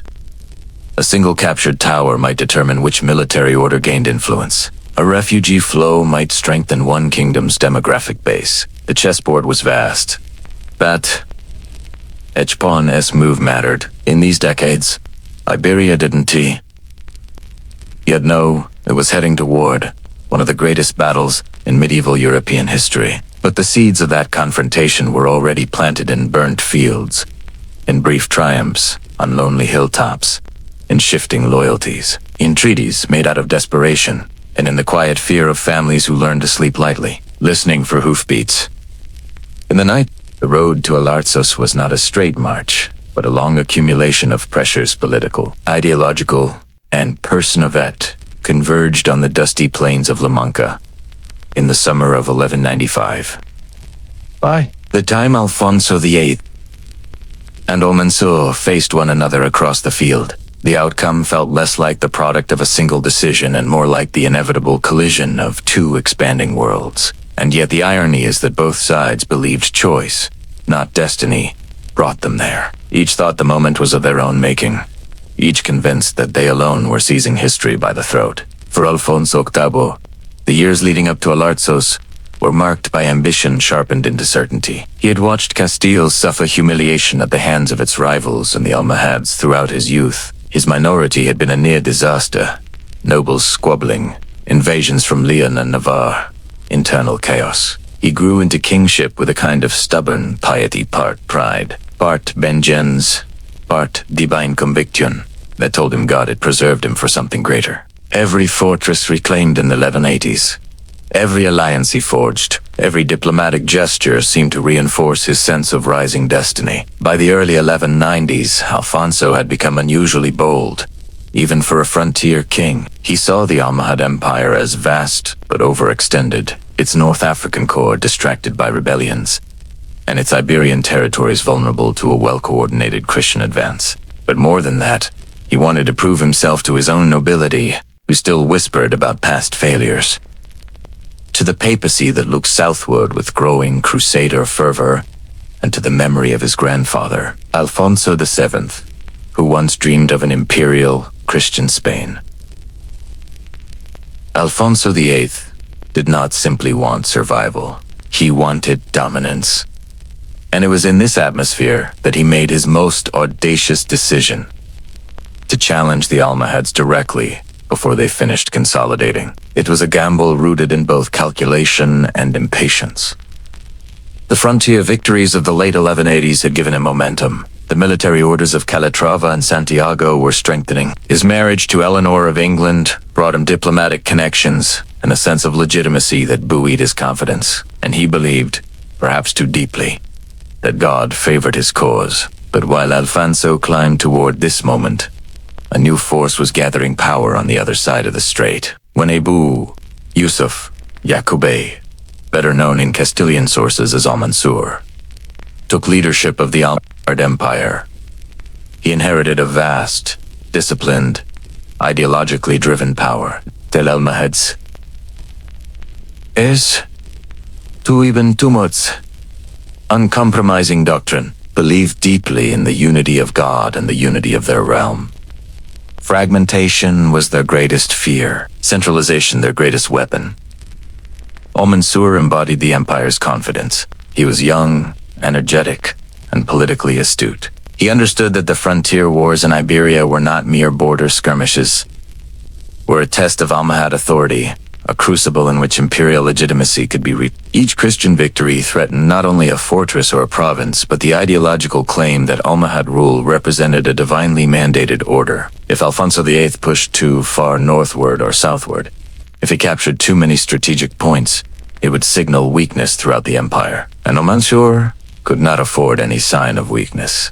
North Africa simmered with occasional unrest. Rival factions waited for any excuse to challenge authority. The Caliph needed a demonstration of Almohad's strength. Something decisive. Something public. An overwhelming victory in Iberia would quiet internal discontent, unify loyalties, and restore the aura of invincibility that had carried the Almohads through the mid-12th century. Both men, not merely kings, but symbols of their respective worlds, felt compelled to move toward confrontation. Alfonso's ambition demanded expansion. Al-Mansur's ideology demanded containment. The frontier could no longer sustain the tension. The political landscape of Christian Iberia further accelerated this trajectory. Although old resentments persisted, Alfonso VIII managed to pull his neighbors into a reluctant alignment. Navarre, though still wary, maintained an uneasy peace. Aragon, under Alfonso II and soon Peter II, saw value in Castile's increasing confidence. Leon, governed by Alfonso IX, oscillated between cooperation and rivalry. But even he understood that a massive Almohad offensive might endanger Christian positions across the peninsula. While not a united front, the Christian kingdoms were less fractured than they had been decades earlier. This shift emboldened Alfonso VIII even more. The papacy added fuel to the fire. Rome, increasingly adopting crusader language regarding Iberia, encouraged Christian rulers to resist Islamic power with renewed fervor. Papal letters, calling the conflict a bellum sacrama, Holy was circulated widely. Alfonso VIII, a deeply devout king, internalized this rhetoric. He fashioned himself not merely as a monarch defending territory, but as a champion of Christian resurgence. Chroniclers record him praying at Burgos, Toledo, and Cuenca for divine favor. Whether these accounts were embellished later or genuinely reflective of his state of mind, they reveal how intertwined his political aims became with spiritual conviction. Meanwhile, Almansor prepared with equal intensity. His consolidation in North Africa was swift and ruthless. He rooted out dissent, reasserted control over rebellious tribes, and then turned his attention fully toward Al-Andalus. The call for jihad was issued across Almohad lands, echoing through marketplaces, mosques, and caravan routes. Volunteers, seasoned soldiers, tribal levies, and elite guards traveled across the strait in waves. Contemporary Muslim chroniclers describe the atmosphere as Electrican empire surging with purpose, unified under a charismatic leader whose confidence energized them. The logistical scale of the Almohad mobilization dwarfed anything Castile could muster alone. Their forces included contingents from North Africa, elite infantry trained in Almohad discipline, heavily armored cavalry, and the famed Black Guard, fiercely loyal troops who served as the Caliph's personal corps. They brought siege engineers, supply caravans, and vast numbers of auxiliary troops. Almansor was not preparing for a border raid or a punitive expedition. He was preparing to crush Castile's rising ambitions decisively. Alfonso VIII sensed this coming storm, but instead of retreating into defensive posture, he doubled down. He rallied the military orders, called forth levies from across Castile, and appealed to his allies. He fortified Alazos, a key stronghold guarding the route into the heart of Castile. Situated above the Guadiana, the fortress was strategically placed, but not fully completed. Still, Alfonso believed it could anchor his campaign. If he faced the Almohads there and won, he would solidify Castile's dominance for a generation. His confidence bordered on overreach. The nobles of Castile, though loyal to the king, murmured concerns. The older commanders, seasoned by decades of frontier warfare, knew the Almohads could mobilize forces on a scale few Europeans had ever seen. But Alfonso ignored caution. He saw hesitation as betrayal of faith, and once he committed to the muster, there was no path but forward. The armies began to assemble in the spring of 1195. Castilian forces gathered first around Toledo, then moved south toward Alcalá. Knights from the orders of Calatrava and Santiago joined them, giving the army a hardened, disciplined core. Alfonso's forces were formidable by Iberian standards. Heavy cavalry, feudal, labis archers, militias from repopulated frontier towns, and auxiliaries drawn from allied noble families. Yet compared to the swelling mass of the Almohad host gathering in Seville and Maracay, Castilla's army was relatively small. Almansor, upon arriving in Al-Andalus, wasted no time. He moved north with precision, his forces swelling as he advanced. Muslim communities along the route contributed supplies and reinforcements. Caravan after caravan supported the march. Scouts shadowed Castilian movements, reporting every shift in Alfonso's position. While Alfonso relied on zeal and momentum, Almansor relied on preparation and overwhelming numbers. As summer deepened, the heat wrapped the plains of La Mancha in shimmering haze. Both armies moved slowly, weighed down by supplies and expectations. Neither side could fully see the other, but both felt the gravity of what approached. Chroniclers describe an eerie stillness in the days before the battle as if the land itself held its breath. Farmers abandoned their fields. Merchants closed their stalls. The roads between Toledo and the Guadiana emptied. Everyone knew something irreversible was about to unfold, and so the stage was set. The king who believed God had chosen him for greatness marched toward a fortress he hoped would anchor his legacy. The Caliph, who believed unity was divine law, marched to extinguish a rising threat. The breastplates of knights gleamed beneath the punishing sun. Banners snapped in dry wind. Prayers rose in Latin and Arabic, parallel pleas to the same sky. Two worlds confident, determined, and utterly unwilling to yield were moving toward collision. The morning of July 18th, 1195 rose hot and airless over the plains below the unfinished walls of Alarcos. It was the kind of heat that seemed to flatten sound, soak into armor, and slow the breath of men waiting for violence. When Alfonso VIII of Castile looked out from his camp toward the horizon, he did not see the full size of the Almohad host. Dust veiled much of it, but what he saw was enough rippling standards. Long files of infantry, the glitter of spear points catching the early sun. Even then, he could not have understood how completely the day would break him. The Battle of Alarcos did not begin in a rush. It unfolded with a tension that chroniclers later remembered as a drawn bowstring, stretched too far, trembling, ready to snap. Castilian knights shifted restlessly. Horses stamped the earth, uneasy beneath their riders. The military orders Calatrava, Santiago, and the loyal few Templars formed disciplined blocks around the royal standard. They prayed quietly, gripping lances slick with sweat. Behind them came the levies and militias from Toledo, Guadalajara, and the frontier towns. These men had seen raids and skirmishes, but few had ever stood before an army as vast as the one now assembling against them. Almansor's forces poured across the landscape in disciplined ranks. Chroniclers on the Muslim side wrote of an army as numerous as grains of sand, though that was hyperbole. Yet even conservative estimates placed the Almohad host at several times the size of Alf. The Caliph stood surrounded by his elite's personal guard, the famed Sanhaja cavalry, and contingents from across the empire. Behind them, infantry packed, tied into formations, shields interlocked. Banners of green and white snapped above their heads. When the call to prayer rose from the Almohad lines, it swept across the plain like a tide. Some Castilian accounts later claimed it shook the confidence of the Christian soldiers. Whether true or colored by hindsight, there's no doubt that the sound marked a moment one world giving voice to its faith. Before striking at another, Alfonso responded with his own invocation. Priests moved through the Castilian ranks, lifting crucifixes, offering absolution. The contrast could not have been sharper. Two competing certainties. Two absolute convictions standing face to face under the burning sun. Then the bowstring snapped. The Almohads advanced first, their infantry moving in steady rhythm, shields locked, spears bristling. Light cavalry swept around the flanks like water flowing around rock.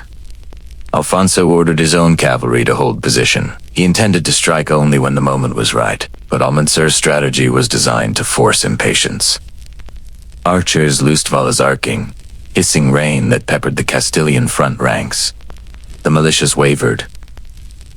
A few units lost formation, and Alfonso, seeing disorder, made his first and most fatal choice. He ordered a cavalry charge. The Castilian knights surged forward with a roar, lances lowered, hooves thundering. It was a magnificent sight, hundreds of armored riders driving straight into the advancing Almohad center. But magnificence is not always wisdom. The Almohad lions absorbed the shock with disciplined resilience. Their infantry braced, some fell, trampled beneath the Castilian wave, but the formation held, and as the cavalry punched into the mass, the Almohad flanks closed around them. This was the moment the Almohad cavalry had been waiting for. Sanhaja horsemen slammed into the exposed sides of the Castilian charge. Arrows from mounted archers sliced into unprotected gaps in armor. The Christian knights, caught in a vice, lost momentum. Their charge faltered. Their formation buckled. Alfonso, the Eighth, watching from the rear, saw the disaster take shape. He tried to rally the second wave, calling for the military orders to press forward and reinforce the broken line. The brothers of Calatrava and Santiago advanced with grim determination, lances shattered from earlier clashes. Swords drawn now, they fought through their own retreating men to reach the front, but every step forward plunged them deeper into the tightening Almohad net. Chronicles from Castile speak of heroism at this point. Knights refusing to yield, commanders fighting on foot after their horses were cut down, standards lifted again and again from the ground. But they also speak of confusion.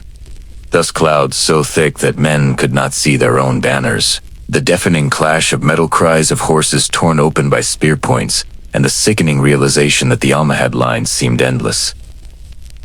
Almansor himself did not join the melee. Like many great commanders of the age, he directed from a vantage point, reading the flow of the battle. When he saw the Castilian cavalry trapped, he issued the order for the final encirclement. The Almohad Black Guard, the elite infantry who served as the Caliph's corps, moved forward. They advanced in disciplined steps, shields overlapping, spears thrusting with precision. Their arrival crushed what remained of Castile's center. Panic rippled through the line collapsed. Alfonso VIII tried to reform his forces around the royal standard, but it was too late. The Almohads pressed from all sides. The Castilian king, realizing the catastrophe, had only one option. Escape. His household knights surrounded him, hacking a path through the melee. He escaped, wounded, shaken, barely believing what had happened. But many of his closest companions did not. Behind him, the battlefield became a rout. The military orders suffered catastrophic losses. Many brothers of Calatrava died, holding the line. The Order of Santiago lost some of its most experienced commanders. The militias broke completely, scattering across the plains. Some fled toward Toledo. Others ran for the safety of the Guadiana crossings. Almohad cavalry pursued them relentlessly. One Castilian chronicler wrote, "That day, the sun seemed to drink the blood of Castile." Hyperbolic, perhaps, but not entirely false. The defeat was total. It was the worst military disaster Castile had experienced since the age of Almanzor 2 centuries earlier. The aftermath rippled across Iberia like shockwaves. News of the defeat reached Toledo first. Panic spread through the city. Some families fled north. Merchants shuttered their shops. Priests offered desperate mass. The archbishop called for fortifications to be strengthened immediately. Rumors exaggerated the scale of the defeat, inflating Almohad numbers and claiming Alfonso VIII had been killed. Only days later did word arrive that the king had survived, though the relief did little to calm fears. On the frontier, the consequences were even more severe. Fortresses that had recently come under Castilian control fell like dominoes. Calatrava, the stronghold of its namesake order, was abandoned its defenders, realizing they could not withstand the coming storm. Malagon, Beneventi, Caracuel, and other key positions surrendered or fled. The frontier rolled backward, shrinking like a tide pulled out of the land. For Almansor, the victory at Alarcos was more than military success.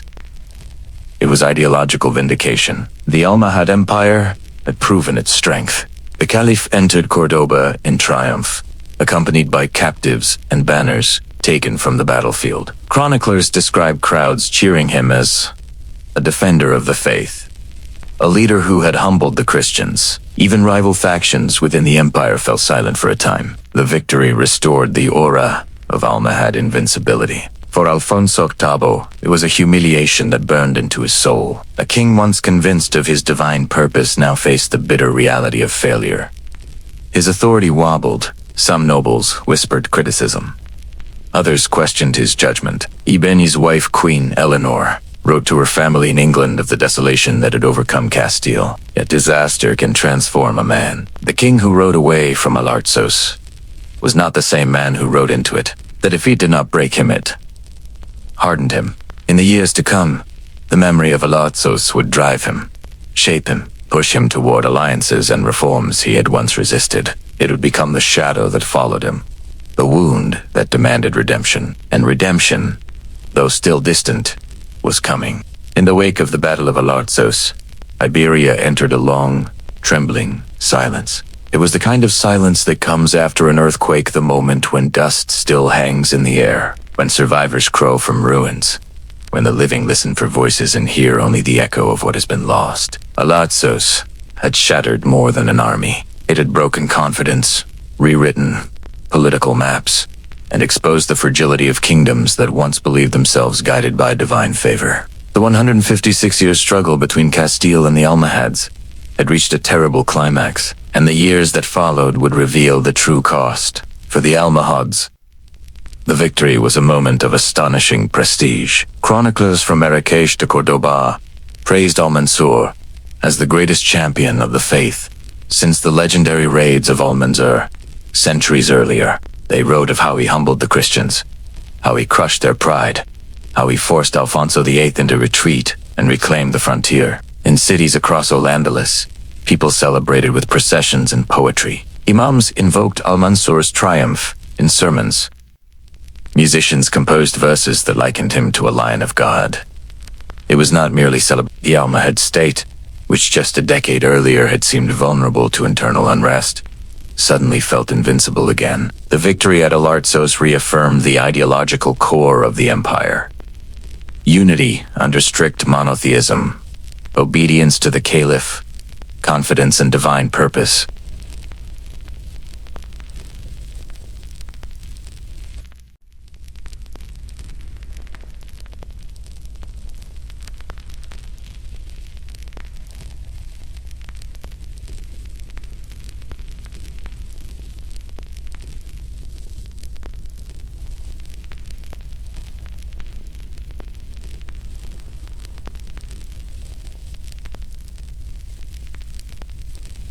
And yet beneath the surface of glory lay an unspoken awareness. The victory had bought time, not permanence. The empire was too vast, too complex, too stretched across continents for a single victory to secure its future. But for now, people believed. And belief was a powerful shield. Castile, by contrast, entered the darkest period of Alfonso the Eighth's reign. The defeat at Alarcos ripped open political divisions that had long been buried under the king's ambitions.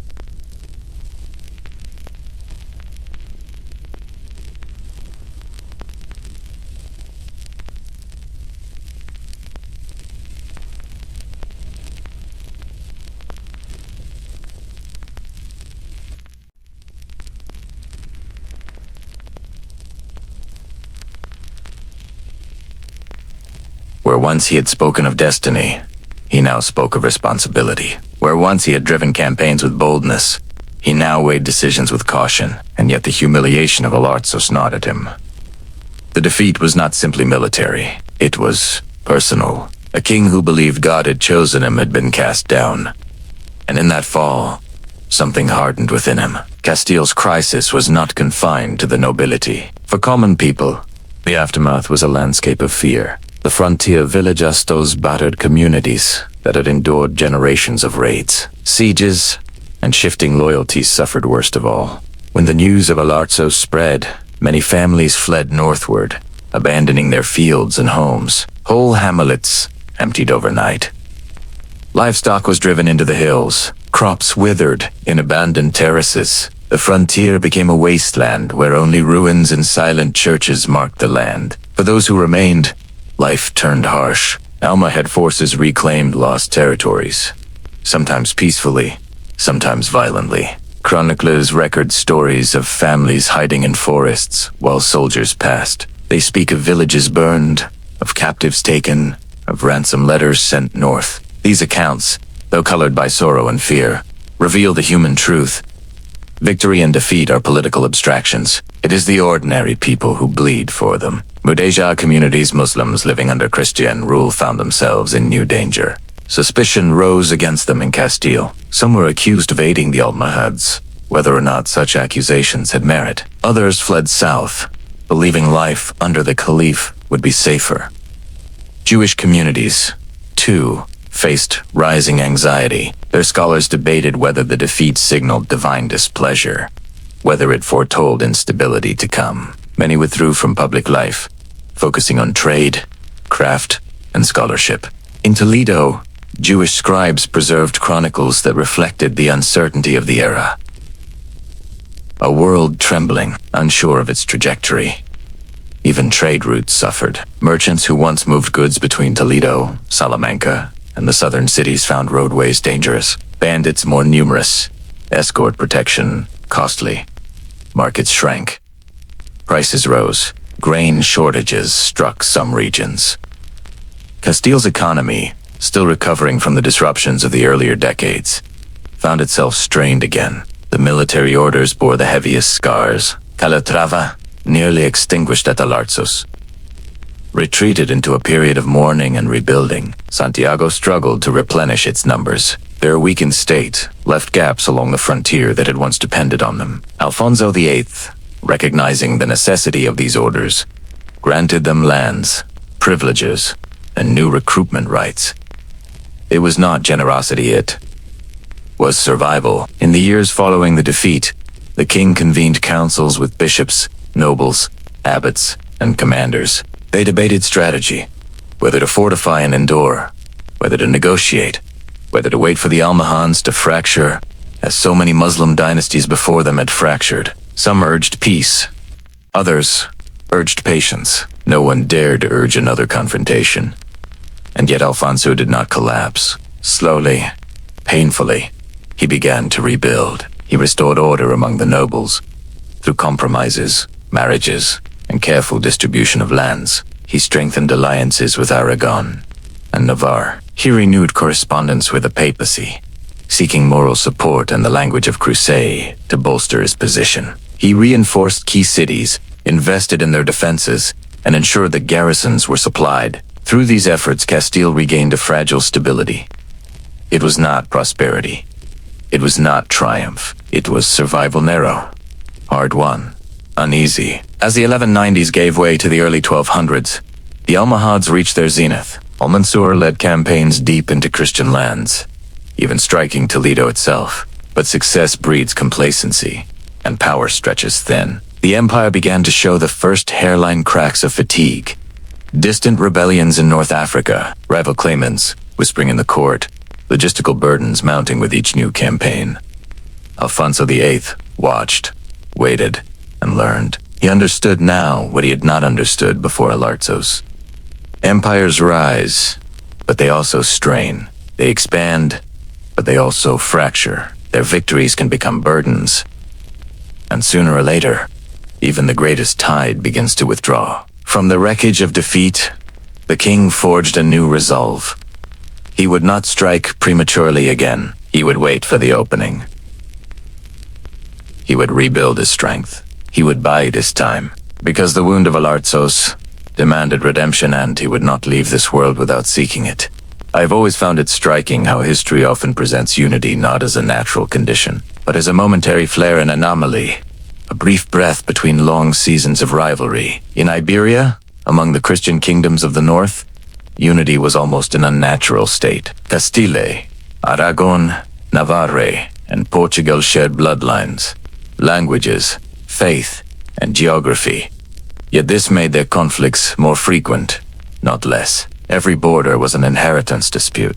Every treaty a negotiation between cousins who would one day be enemies again. But after Alarcos, after the crushing defeat that left Castile reeling and the Almohads triumphant, these fractious kingdoms stood at the precipice of a larger question. How long could their rivalries matter when an empire to the south threatened all of them? In the years that followed Alarcos, Alfonso VIII of Castile found himself carrying a weight heavier than the crown he wore.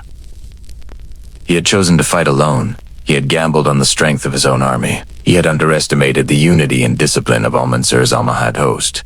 The result was a defeat so thorough that it echoed far beyond the battlefield. Villages emptied, fortresses lost, nobles humiliated, and a kingdom forced into defensive posture. Alfonso, once proud and confident, now confronted an Iberia that saw Castile not as the natural leader of Christian momentum, but as a kingdom brought low. It was in this moment that the papacy stepped into the scene with a forceful hand. Popes had long observed Iberia as a frontier of Christendom, a place where the religious lines between faiths were visible, where the reconquest narrative had shaped papal diplomacy for more than a century. But the defeat at Alarcos alarmed Rome.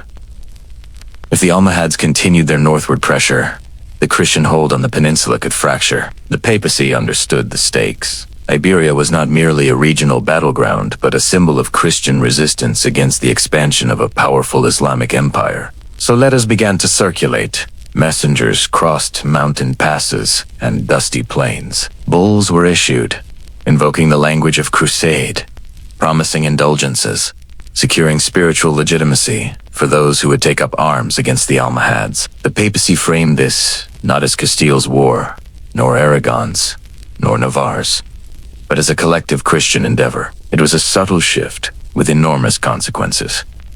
For the first time in many decades, the northern kingdoms were encouraged to view their interests as overlapping, their futures intertwined, and behind these papal calls stood the lingering memory of the Second and Third Crusades, massive continental movements that had shaped the European imagination. Knights who had journeyed east and returned carried not only stories of battles in the Levant, but a sense that warfare could be sanctified, could be tied to a divine mission. In Iberia, this ideology found fertile ground. The wars against the Almohads were no longer merely political or territorial. They were framed as part of a larger, universal struggle between Christendom and Islam. Whether this framing was entirely accurate is something historians continued to debate. But what matters for our story is that it worked. It spoke to the kings, to their nobles, to the military orders, and to the clergy. Alfonso VIII, still recovering from the humiliation of Alarcos, became the unlikely center of this movement. His need for allies was desperate, but desperation often clears the mind of illusions. He understood now what his predecessors had often ignored. No Christian kingdom could alone match the strength of a unified Almohad state at its peak, so he began the long and delicate process of mending relationships. His first challenge was Aragon. The kings of Aragon had 4 decades navigated their own conflicts with Castile, particularly over contested borderlands, such as the Tierra de Campos and the frontier of Soria.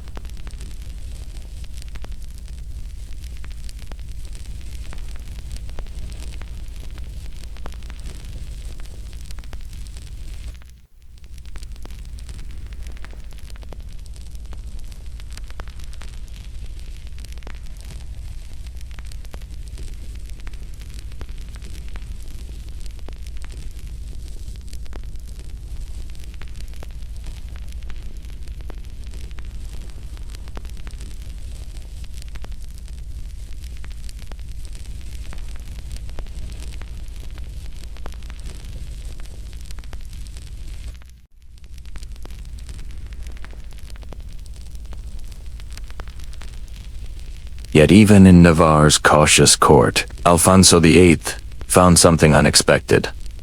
A growing anxiety that the balance of power in Iberia was shifting too quickly.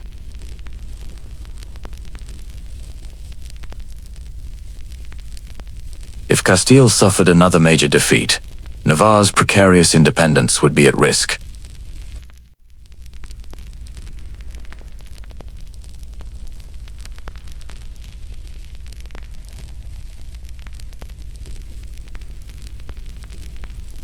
The agreements that emerged were not perfect. They contained loopholes, disputed terms, and promises. Quietly hedged, but they formed a foundation for something unprecedented.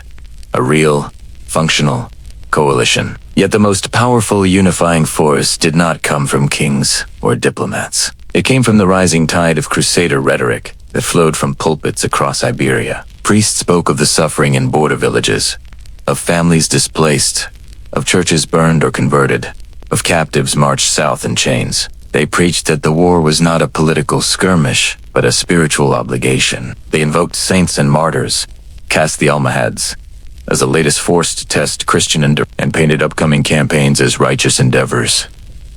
Blessed by heaven itself, this language had an immense emotional impact. Villagers who had never traveled beyond their local parish began to feel connected to a larger cause. Knights who had once quarreled over land embraced a temporary truce. Military Odas Calitrava, Santiago, and Templas found renewed purpose, rallying recruits, repairing fortresses, and tightening their discipline. For the first time in more than a century, the Christian kingdoms of Iberia were beginning to align their political calendars and military timetables. Castile strengthened its communication lines. Aragon prepared to send contingents south. Navarre offered strategic support. And while Portugal often pursued its own reconquest trajectory along the Atlantic frontier, it too watched the southern developments with attentiveness. aware that any major shift would inevitably ripple westward. As I reflect on these developments, I'm struck by how fragile this unity truly was. It did not erase old grudges. It did not heal centuries of rivalry. It did not create a permanent fraternity. Instead, it existed as a brief suspension of hostility and agreement maintained not by trust, but by necessity. Yet in history, necessity can be as powerful as any shared belief. The urgency of the moment forced these kingdoms to think beyond their individual ambitions. They understood that the next great confrontation with the Almohads was coming, and if they approached it divided, they would face not only defeat, but potential collapse. In these years between Alarcos and Las Navas de Tolosa, every Christian king understood the magnitude of what lay ahead. Each council meeting, each diplomatic letter, each troop levy was shaped by the recognition that a decisive clash was inevitable. It was no longer a question of if the kingdoms would gather for war, but when and whether their fragile unity would hold long enough to see them into the field together. What emerged during this period was not a stable alliance, but a rare moment of alignment, one forged by fear, ambition, and faith. A moment where the political and religious narratives of Iberia intertwined so tightly that kings felt compelled to act under a shared banner. A moment where the dream of reclaiming lands lost after Alarcos became a collective cause. It was the quiet before the storm, the gathering of breath before the roar. The armies were not yet marching, but every step taken in these years led directly to the battlefield that would define the fate of the peninsula. And in this fragile unity, Iberia found the strength it had lacked for generations.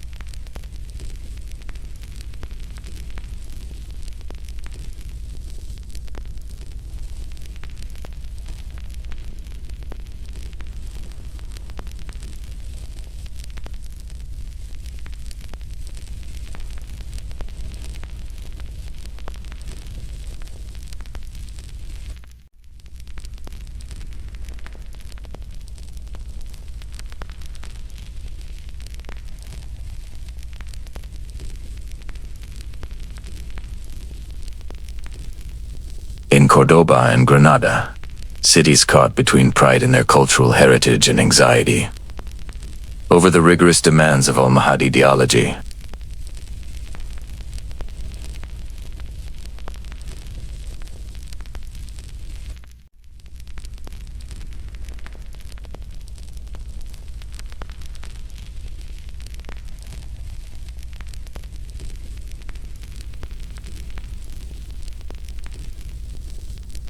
Their state was built upon a unique blend of Berber tribal networks, Islamic legal institutions, infrastructure devised to ensure that the caliph's authority reached across deserts, mountains, and seas. At the apex stood Al-Nasr himself, commander of armies, guardian of doctrine, and symbolic unifier of the empire.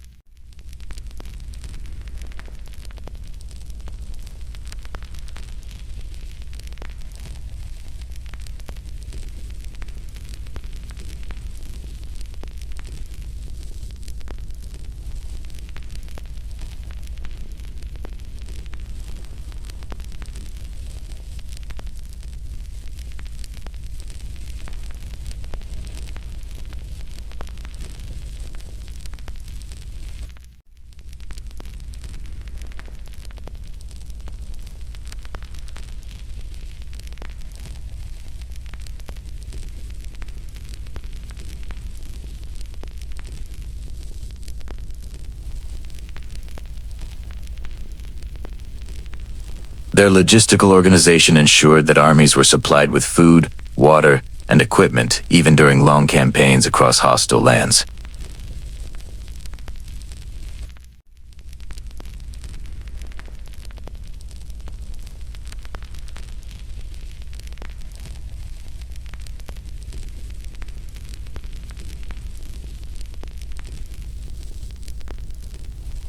Iberian Muslim elites proud, heirs to centuries of Tifa and Almohad.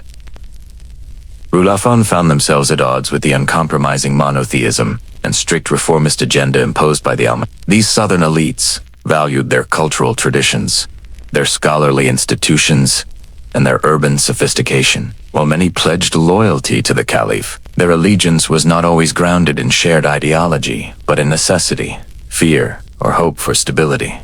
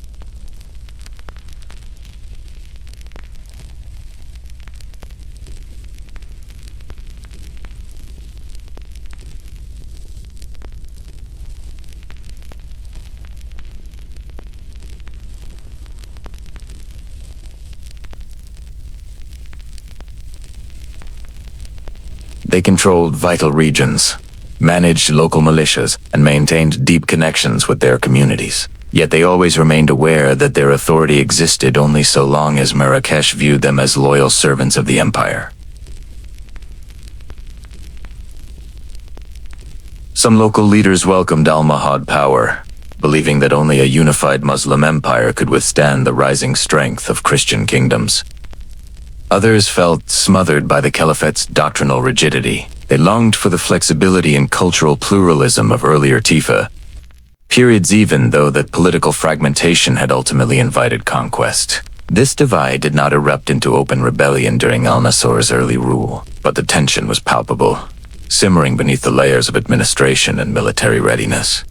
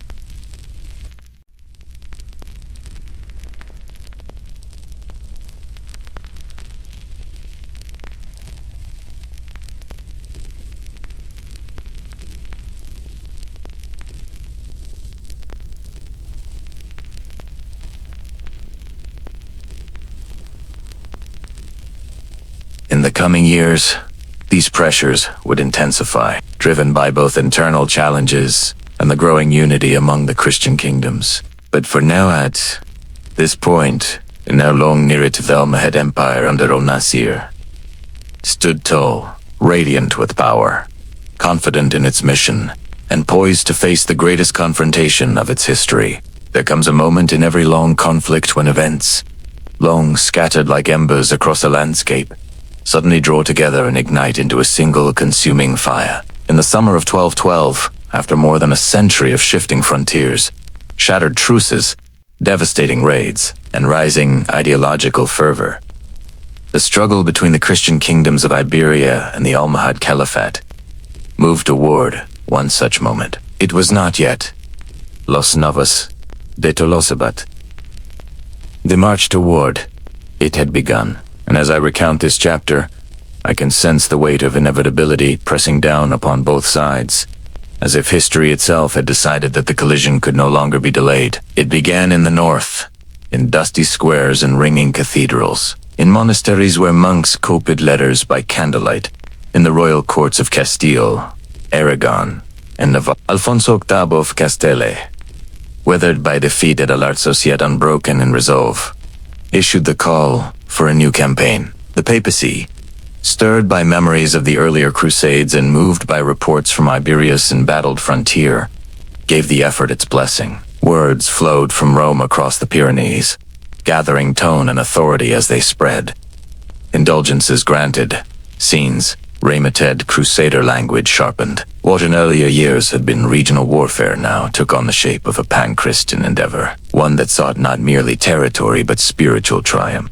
Mobilization swept across Christendom with a momentum rarely seen in the Iberian theater. French knights, hardened by decades of warfare in Occitania and the Levant, crossed the mountains in shimmering columns. Some came for faith, others for glory, others still for the promise of spoils in a land whispered to be rich and sunlit. Priests marched beside them, carrying banners embroidered with crosses, invoking the memory of Charlemagne and the apostolic mission of the church. Lesser nobles and free knights followed, their armor clanking against pack saddles as they made their way south. Even common pilgrims, who owned little more than their determination and a patched cloak, joined the movement. For them, serving in the campaign was both a penitential act and a chance for a better life, but the enthusiasm of these incoming forces masked a deeper reality. Coordination was fragile. The armies that crossed into Iberia came from regions with differing customs, languages, and loyalties. Some had little respect for a Castilian command. Others harbored suspicions about Aragonese motives. The mood among the Iberian nobles was equally complicated. They welcomed reinforcements, yet feared the arrogance and undisciplined tendencies of foreign crusaders. But Alfonso VIII understood the opportunity before him. To defeat the Almohads, to overturn the legacy of Alarcos, he needed more than the strength of Castile alone.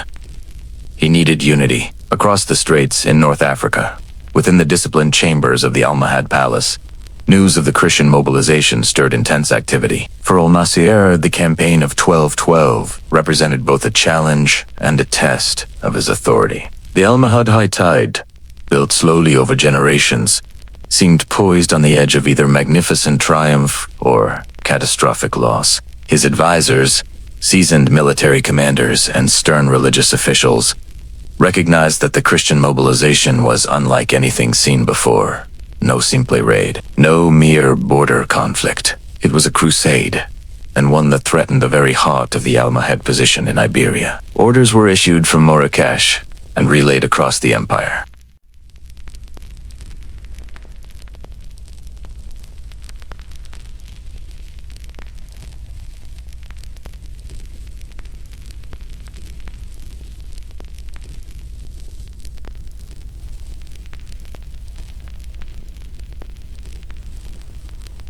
Ships carried men and supplies across the straits.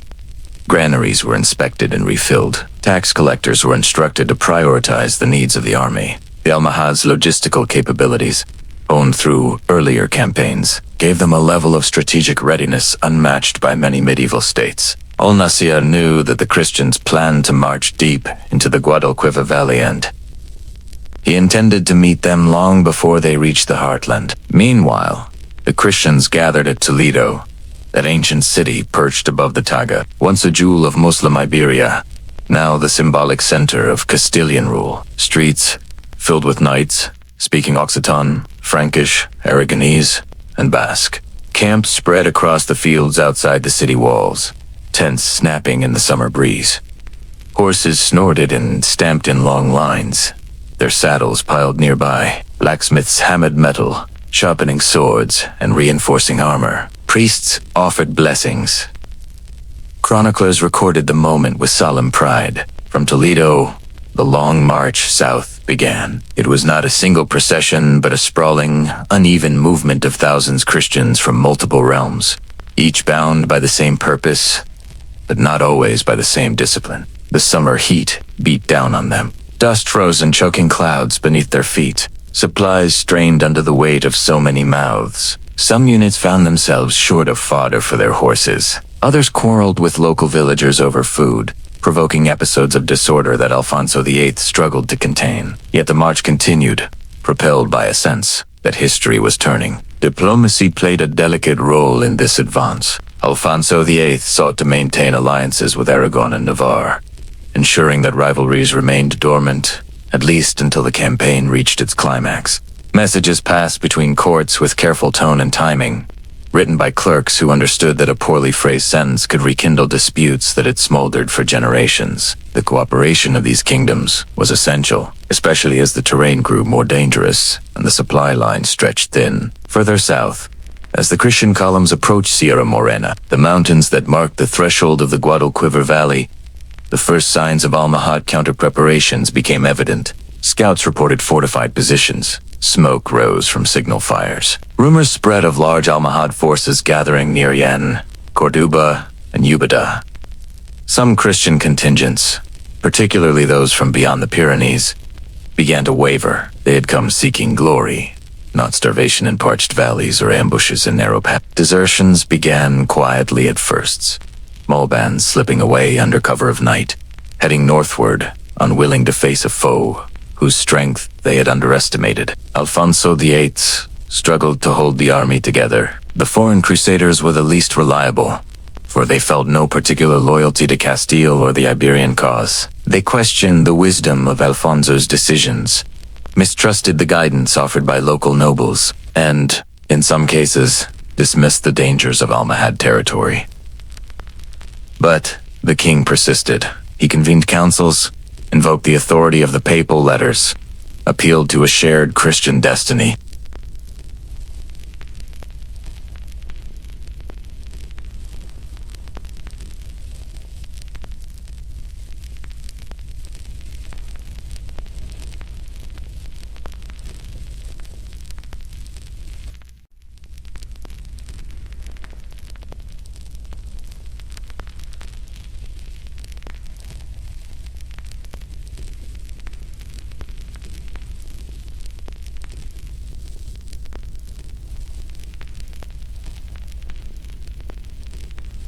Their resolve hardened as they left behind the last reliable supply hubs. Every step forward now drew them deeper into contested territory, closer to the Almohad armies assembling like a storm on the horizon. Al-Nassr, meanwhile, completed the concentration of his forces near Las Navas. Confident in the size and discipline of his army, chroniclers noted the caliph's certainty, his belief that divine favor stood firmly with the Almohad cause. That sense of righteousness radiated through the ranks, strengthening the cohesion of soldiers bound not only by loyalty, but by creed. Two massive forces now moved inexorably toward one another across the landscapes of southern Iberia, one driven by crusading zeal, the need for redemption, and the memory of past defeat, the other driven by imperial pride, religious conviction, and the determination to preserve the Almohad order. The march would end in a valley that neither side could yet see but both could feel. By the early days of July 1212, the armies were in motion toward their final convergence. The long march scarred by desertions, strengthened by resolve, shaped by diplomacy, and sharpened by fear had brought the Christian coalition to the edge of destiny. I've always been struck by how chronicles, even when separated by faith, language, and ideology, seem to hold their breath when they reach the year 1212. You can almost sense the quill slow down on the vellum, the ink lingering a moment longer before the writer commits to describing what came next. Las Navas de Tolosa Wasan, Timirli, a battle. It was a hinge one of those rare moments in medieval history when generations of tension, ambition, prophecy, suffering, and political theater all collided in a single valley. And as I imagine myself walking that rugged terrain today, the wind carrying the dry scent of summer grass across the Sierra Morena Primera Caineti, help but think about how many men marched into this place, believing Gadorfe or destiny was watching. The Christian coalition that approached the Passas in July of 1212 was unlike anything the Iberian Peninsula had seen in centuries. Alfonso VIII of Castile had spent the years since Alarcos rebuilding not only walls but reputations, forging trust where betrayal had once simmered. Sancho, the seventh of Navarre, brought with him a legacy of mountain warfare,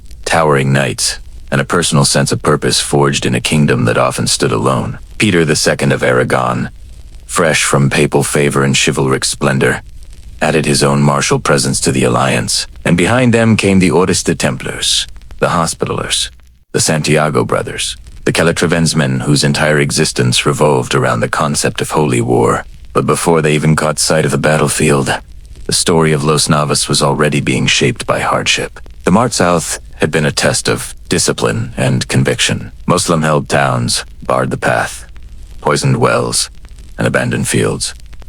The heat was punishing, and as the Christian army approached the Sierra Morena, they faced what seemed to be an impossible barrier. A labyrinth of cliffs and narrow passes, all held by Almohad detachments. The chronicles describe frustration, muttering among the troops, and moments where the entire campaign came close to faltering. Yet at the center of the tension was a single idea that they were participating in something ordained. When the Christians finally found a way through the mountains thanks to the guidance of a local shepherd whose identity fluctuates between folklore and reality, they emerged onto a plateau overlooking the vast plain where the Almohad Caliphate Al-Nasor had arrayed his forces. The sight must have been overwhelming. The Almohad army was immense, drawn from across North Africa and Al-Andalus, a carefully constructed show of imperial strength. Their tents stretched across the valley, their banners white. Plaque, embroidered with Quranic verses, snapped in the wind. Their formations radiated confidence, and the assurance of a state, despite internal fissures, was still the most powerful Muslim force on the peninsula. Al-Nasir himself occupied the center, guarded by the famous chain-linked encampmenta, defensive ring of armored troops. The African Black Guard, bound together with chains to prevent breaking or retreat. Around them gathered contingents from Seville, Córdoba, Jaén, Valencia, and Marrakesh.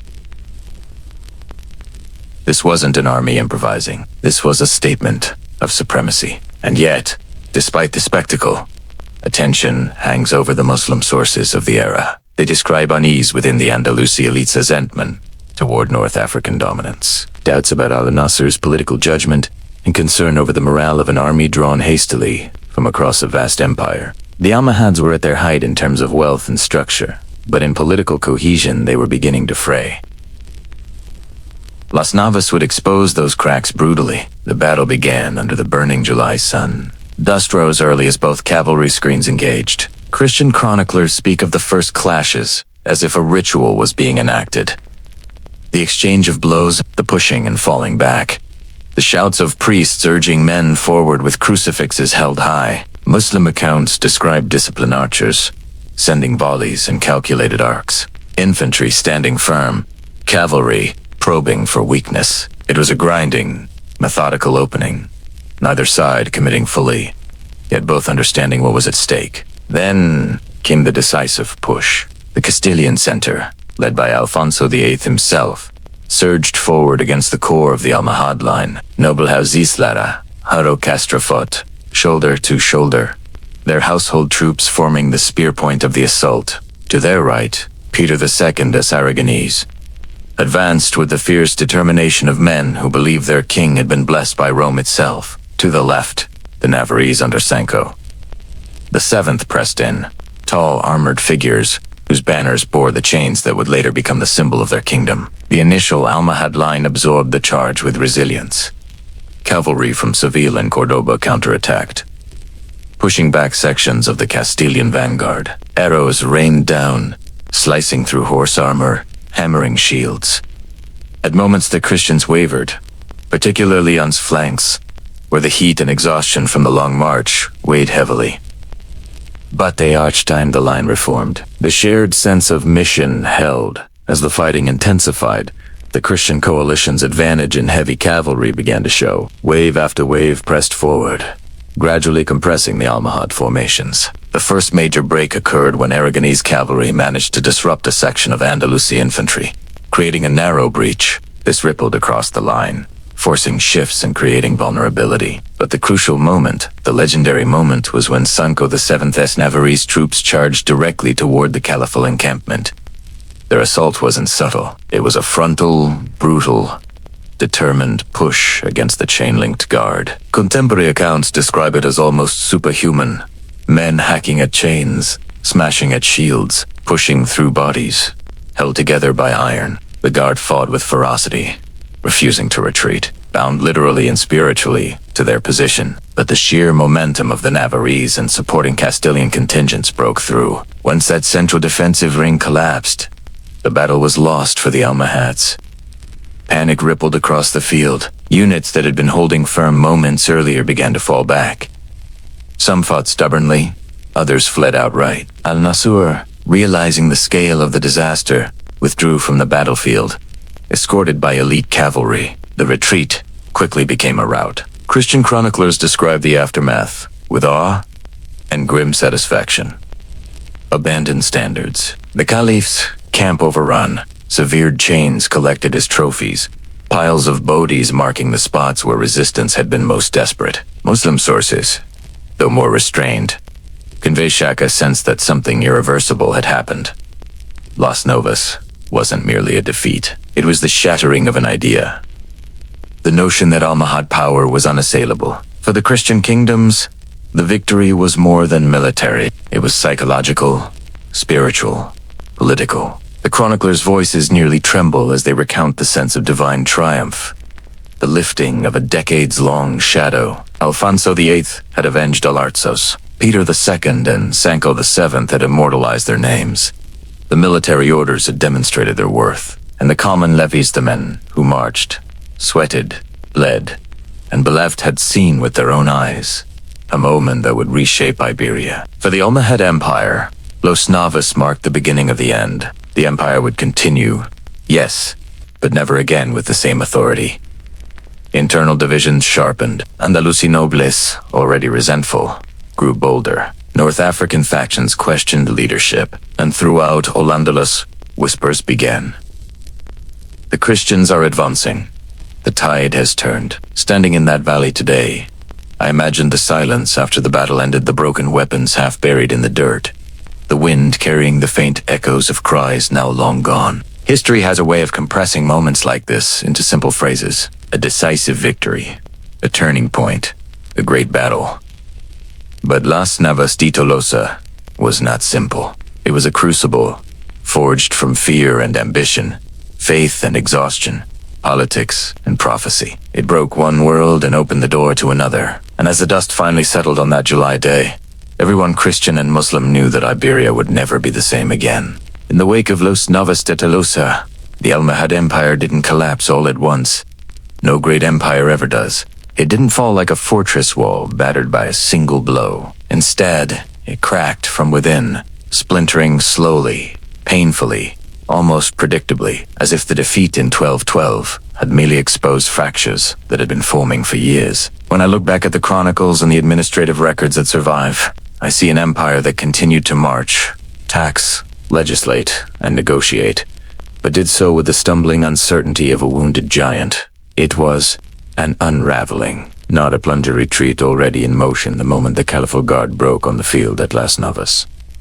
The Almohads had always been a delicate creation. Their ideology was rigid, puritanical, and heavily centralized, born from a Berber reform movement that claimed divine legitimacy. Their rule in North Africa and Iberia depended on constant projection of strength, military victories, public discipline, and the aura of a destiny ordained by God. For decades, they maintained it through sheer administrative efficiency and the strategic brilliance of leaders like Abd al-Mu'min and Yaqub al-Mansur. But when Al-Mansur returned from the disastrous battlefield of 1212, he returned not as a caliph of destiny, but as a man whose authority had evaporated. The immediate aftermath was not chaos, at least not outwardly. The machinery of state still turned.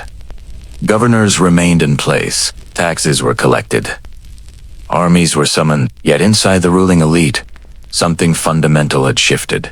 Al-Nasr withdrew into political isolation, his confidence broken, his legitimacy questioned. Rumors swelled, some claiming he was ill, others that he was being manipulated by powerful courtiers. Still others that the heavy losses among the Blackguard had deprived him of the very core that symbolized Almohad power. When he died only a year later, in 1213, the empire's fragile unity cracked wide open. Succession within the Almohad dynasty had never been smooth, but now it became a battlefield in its own right.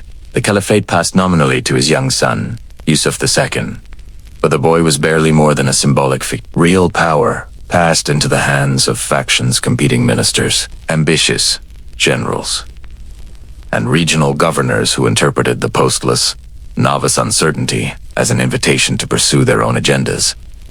The Andalusia elites, already resentful of North African dominance, found themselves with unprecedented leverage. Some pushed for greater autonomy. Others sought alliances with rival factions across the strait. Still others simply stopped listening to Marrakesh altogether. Meanwhile, the empire's finance, once the envy of the Mediterranean, began to strain under the burden of military rebuilding. The Almohads had lost elite troops, war horses, siege equipment, and enormous prestige in 1212.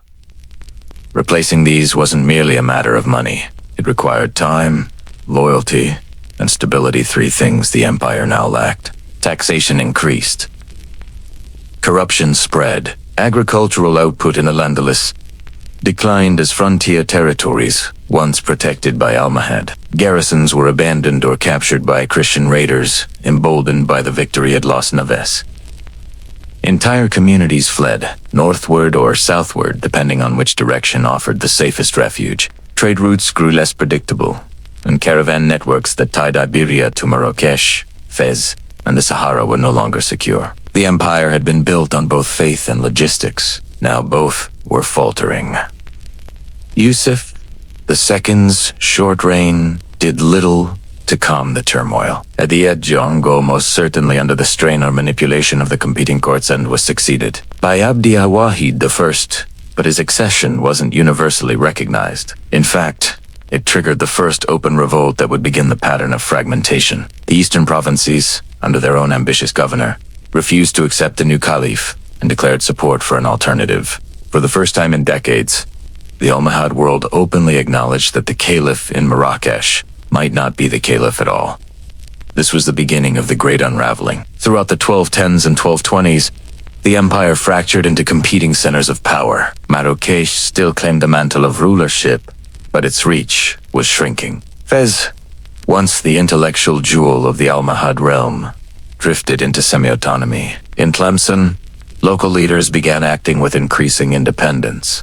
The once unified North African heartland was now riddled with rival factions, each claiming legitimacy, each asserting its right to direct the destiny of the Almohad legacy. Meanwhile, in Iberia, the disintegration was even more visible. Governors in Seville, Córdoba, and Valencia found themselves squeezed between declining support from Marrakesh and increasing pressure from Christian kingdoms. Alfonso VIII died in 1214, but his successors continued to exploit Almohad weakness. Castile, Aragon, and even Portugal pushed deeper into Muslim territory. Each new advance, accelerating the sense among local elites that the empire could no longer protect them. By the mid-1220s, several of these governors stopped pretending. They began minting coins in their own names. They raised their own armies. They concluded treaties sometimes with Christian rivals, sometimes with North African factions, sometimes even with each other. These were the reborn Tifus-independent Muslim principalities emerging once more from the crumbling framework of a fallen empire.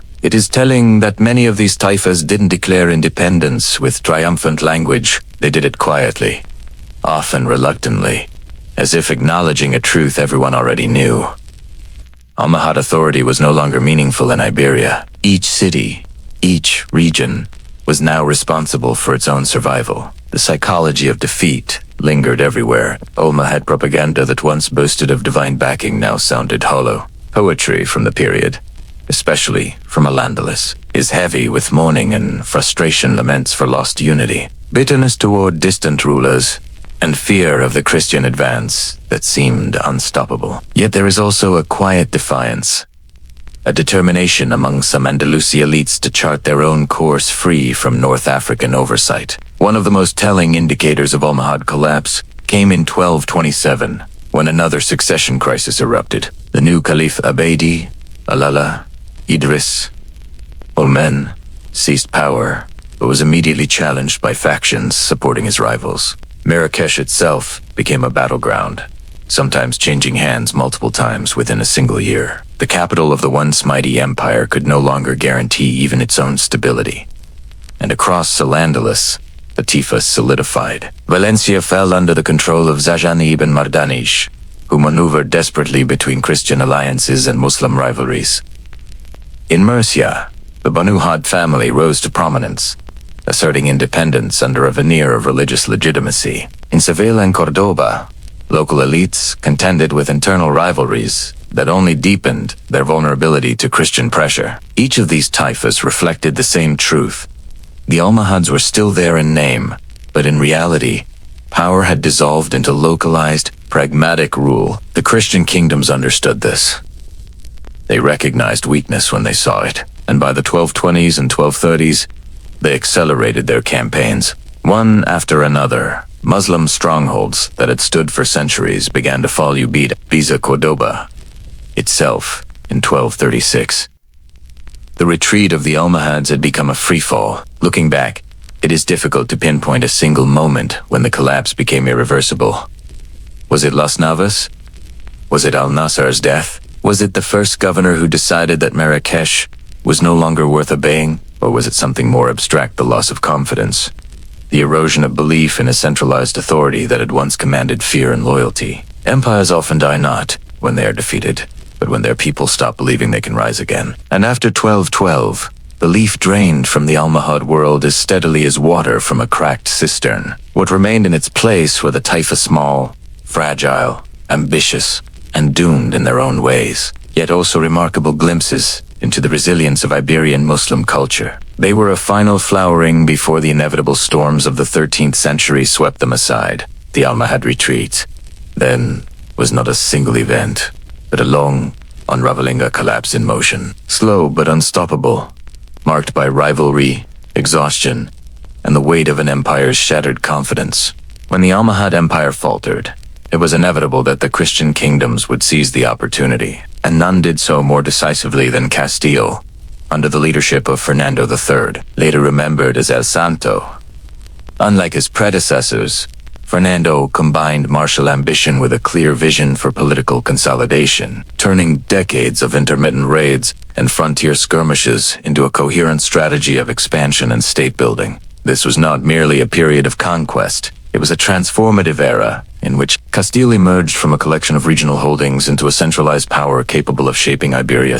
Fernando III's rise to the throne was the result of careful political maneuvering. He inherited the crown of Castile from his father, Alfonso IX, in 1230, and soon after added Leon through dynastic unification, combining two kingdoms that had often been rivals. The marriage of political ambition and dynastic legitimacy gave him authority unmatched in the Christian north. Unlike Alfonso VIII, whose reign was repeatedly disrupted by external threats and internal noble rivalries, Fernando commanded a relatively stable and centralized administration, allowing him to turn his attention to the southern frontier. From the outset, his strategy emphasized consolidation. The chaotic borderlands, long defined by fluctuating control and repeated depredations, required more than military might. Fernando reformed local governance, integrating the cities and towns of newly acquired territories into the kingdom's bureaucratic apparatus. Municipal charters, or fueros, codified local privileges and obligations, binding towns and villages to the crown while offering a degree of autonomy. These legal frameworks encouraged economic recovery, stabilized communities, and strengthened loyalty, a subtle yet essential form of power projection. Military organization also evolved under Fernando III.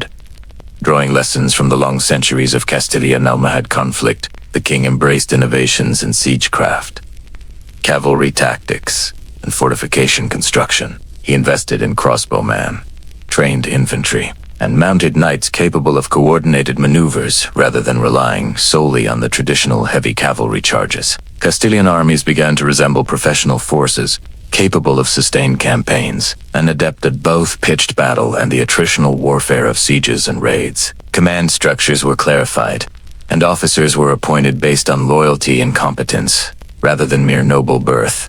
A departure from older feudal traditions. Economic reform under Fernando complemented military and administrative innovations. Castile had long been a kingdom rich in wheat, livestock, and trade routes, connecting the interior to the northern ports. Fernando improved infrastructure, repairing roads and bridges, securing key river crossings, and enhancing the logistical capacity of the army. Taxes were rationalized, with new systems ensuring that both urban and rural populations contributed to the crown without provoking rebellion. Agricultural policies encouraged settlement in frontier regions, often repopulated by Christians moving south into lands recently abandoned or left weakened by Almohad Retreat. These policies not only strengthened the kingdom economically, but also served to solidify demographic presence in strategic areas. Religion and ideology also played a critical role in Fernando's strategy. Like his predecessors, he invoked the language of crusade, now framed more systematically in cooperation with the papacy. Bishops and clergy were deeply involved in governance,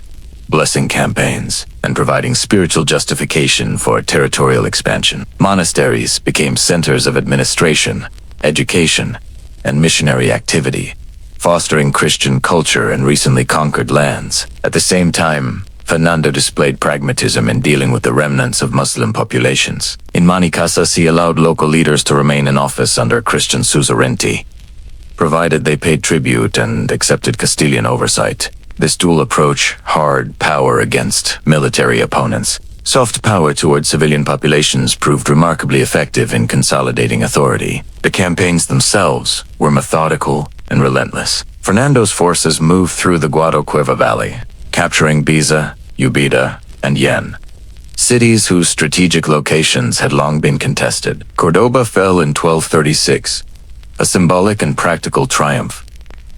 Once a capital of the Caliphate, it now came under Castilian administration. Seville followed in 1248, after years of siege and attritional warfare. These victories were not mere raids. They represented a systematic dismantling of Muslim political control and the assertion of Castilian power across the southern heartland. Fernando combined military patience with administrative foresight, ensuring that each conquest was followed by measures to secure loyalty and stabilize the region. One of the most striking aspects of Fernando III's era was the integration of captured Muslim cities into the Christian economic system. Markets reopened under Castilian regulation, agricultural production resumed, and trade, though disrupted by conflict, eventually flourished along old Andalusi routes. Craftsmen, merchants, and scholars both, Muslim and Jewish, adapted to the new political order. This pragmatic approach helped minimize resistance and allowed Castile to extract maximum benefit from its new territories. The Christian kingdom,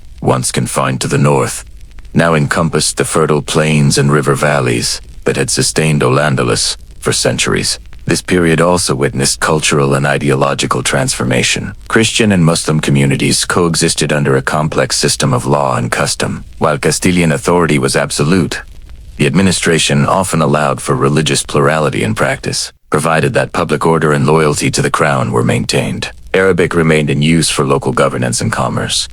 Jewish communities continued to play prominent roles in administration and finance, and even Muslim scholars contributed to knowledge and cultural production under new patronage. Castile, under Fernando, became not only a military power, but a political laboratory, experimenting with integration, pragmatic tolerance, and the reshaping of society after centuries of conflict. Yet for all its successes, this era was not without tension. Resistance persisted in pockets of Andalusi loyalists, in remote fortresses, and in occasional uprisings. Nobles who accompanied the king in campaigns expected rewards, often in land or titles, leading to friction over distribution of spoils. The pace of conquest required continuous mobilization of armies, straining both finances and the peasantry, who supplied soldiers and provisions. Diplomacy with neighboring Christian realms, Aragon, Navarre, Portugal, required constant attention to maintain the fragile balance of alliances. Fernando's skill lay in navigating these competing pressures, sustaining momentum without allowing internal fractures to derail his strategy. By the time of his death, in 1252, Fernando III had transformed Castile from a regional power into a kingdom capable of projecting influence across Iberia. His reign marked the opening of a new chapter in the centuries-long struggle with Muslim polities. the era in which Castile ascended decisively, reshaping the demographic, economic, and political landscape of the peninsula. The frontier was no longer merely a contested border. It had become a stage 4 systematic expansion, a laboratory of integration, and a symbol of Christian consolidation. As I reflect on Fernando's accomplishments, I am struck by the synthesis of elements that defined his reign.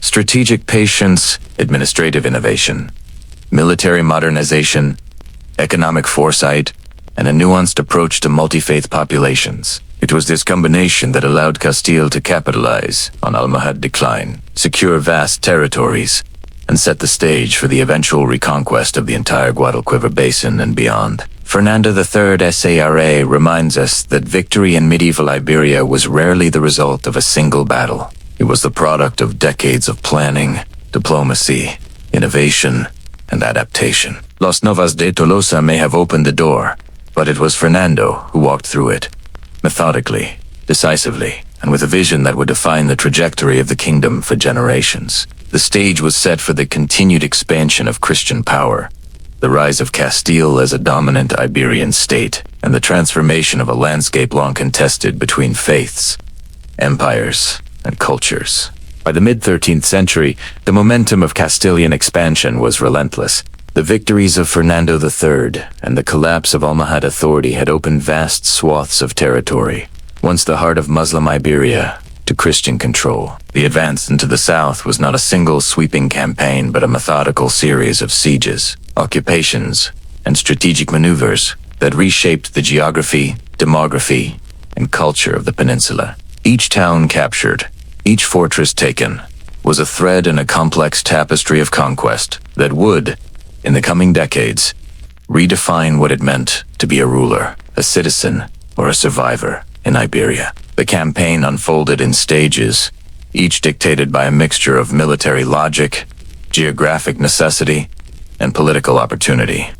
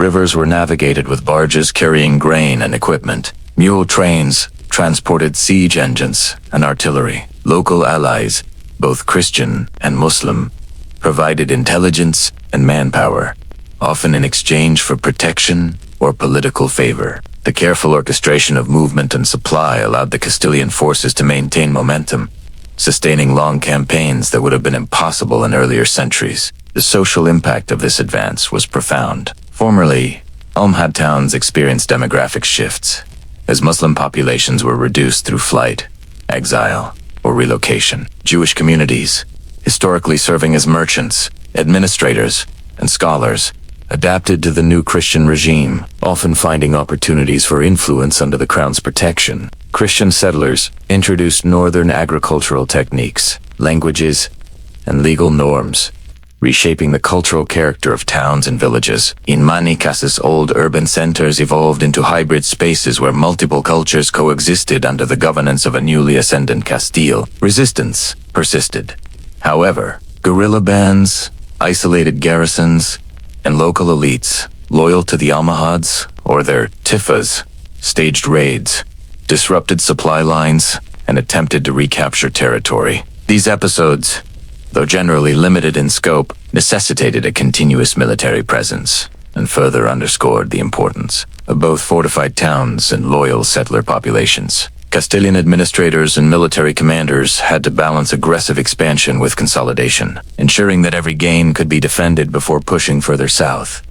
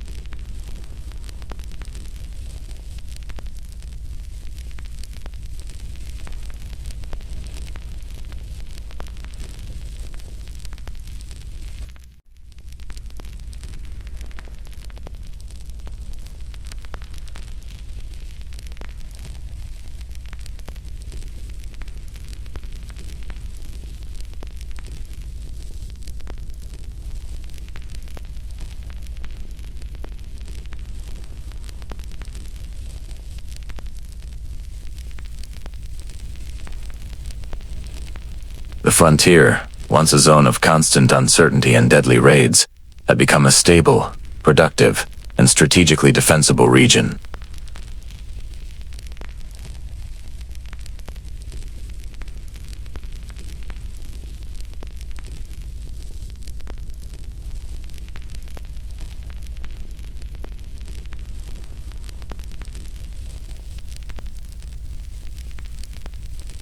Small tifas and isolate garrisons continued to contest the authority of Castile, forcing a continued military presence and ongoing campaigns of pacification. The work of integration, therefore, was as much about governance and cultural negotiation as it was about martial force.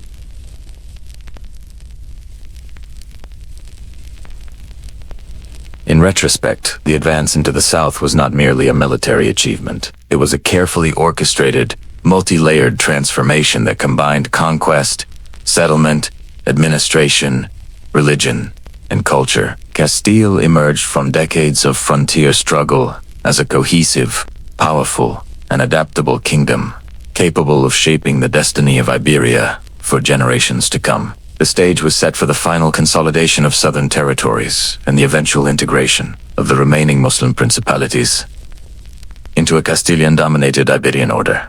Córdoba, in 1236, was more than a city. It was a symbol, a living testament to centuries of Islamic civilization on the Iberian Peninsula. To the Christian kingdoms, it represented both a prize and a challenge, a jewel of culture, commerce, and strategic geography. To the remaining Muslim communities, it was the heart of an era slipping irretrievably away. The fall of Córdoba under Fernando III was not just a military conquest.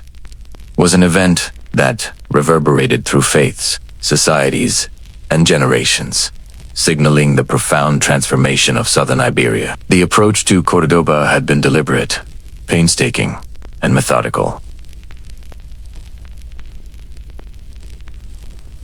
It was protected by formidable walls, watchtowers, and a network of rivers and canals that acted as natural defenses. The Almohad administrators and local Muslim elites inside the city were aware of Castile's approach and had fortified their positions, stockpiling supplies, rallying militia, and preparing for a prolonged resistance. 4 months, the city became a stage of tension, a waiting game in which both besiegers and besieged measured strength, morale, and endurance. Castilian strategy relied on both siegecraft and psychological pressure. Surrounding towns and smaller fortresses were captured first, cutting off potential reinforcements and supply routes. Rivers were monitored and controlled, ensuring that Córdoba could not be as scouts and spies fed Fernando detailed intelligence about gates, walls, and the disposition of troops within. Meanwhile, he sought to undermine morale by offering terms of surrender to key neighborhoods, encouraging defection and presenting Christian rule,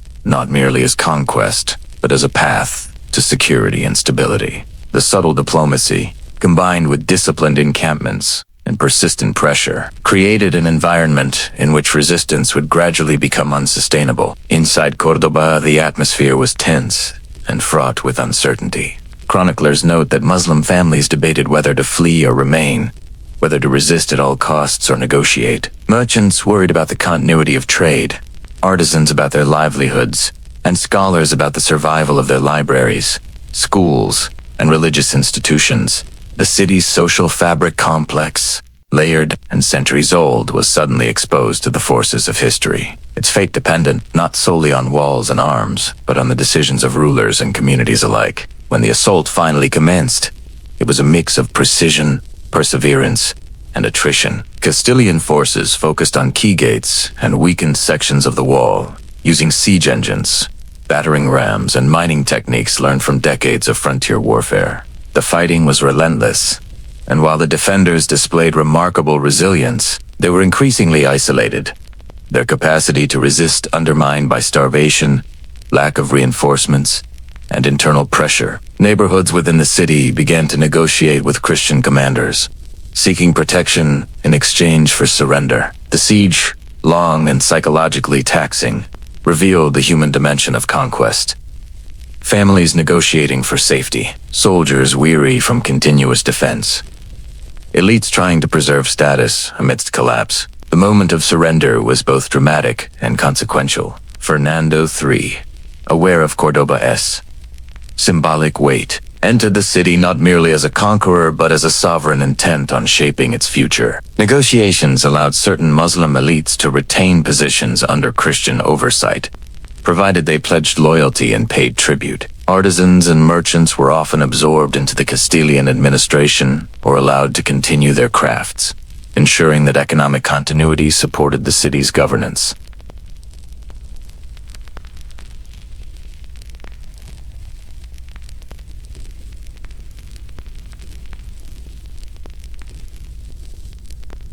Religious transformation was central to the city's integration.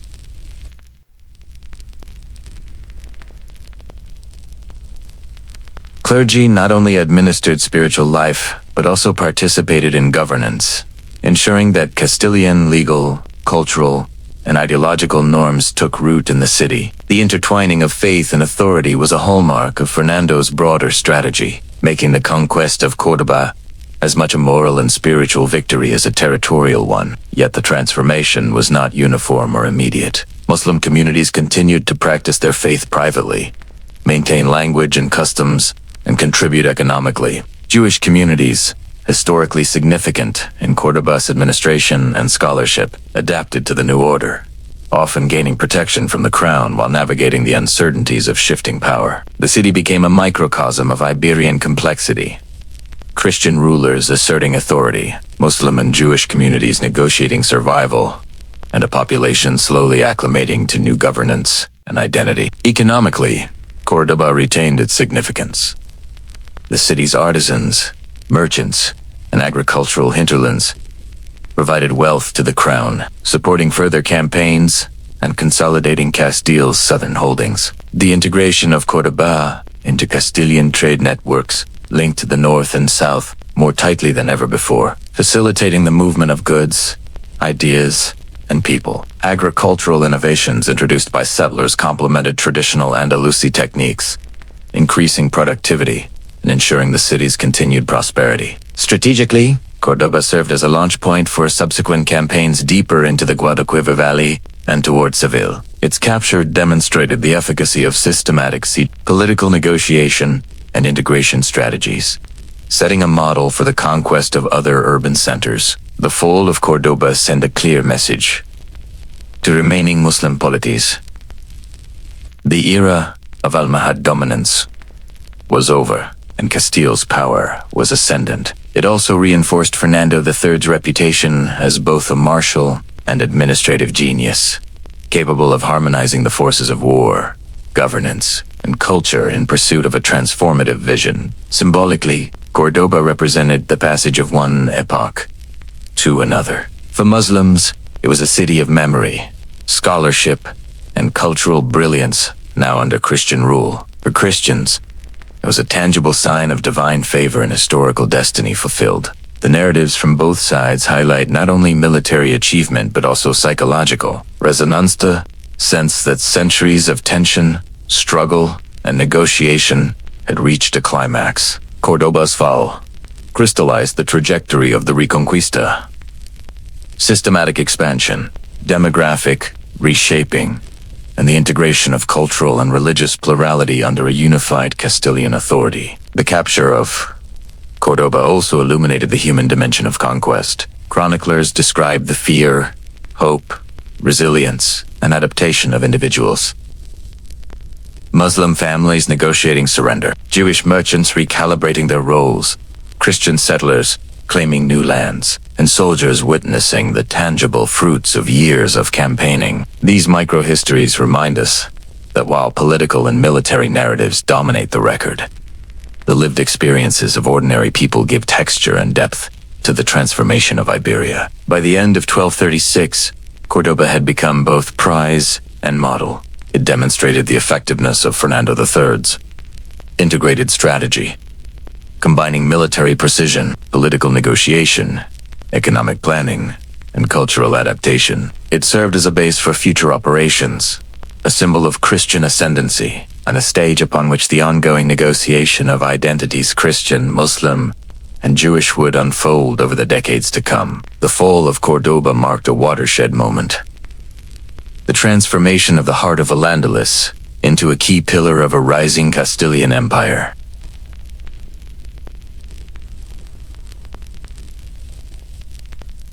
The defeat at Las Navas Tolosa, the fragmentation of their empire, and the relentless campaigns of Castile under Fernando III had set the stage for a final, inexorable decline. What remained of Almohad rule was no longer a cohesive empire stretching from Marrakech to Córdoba.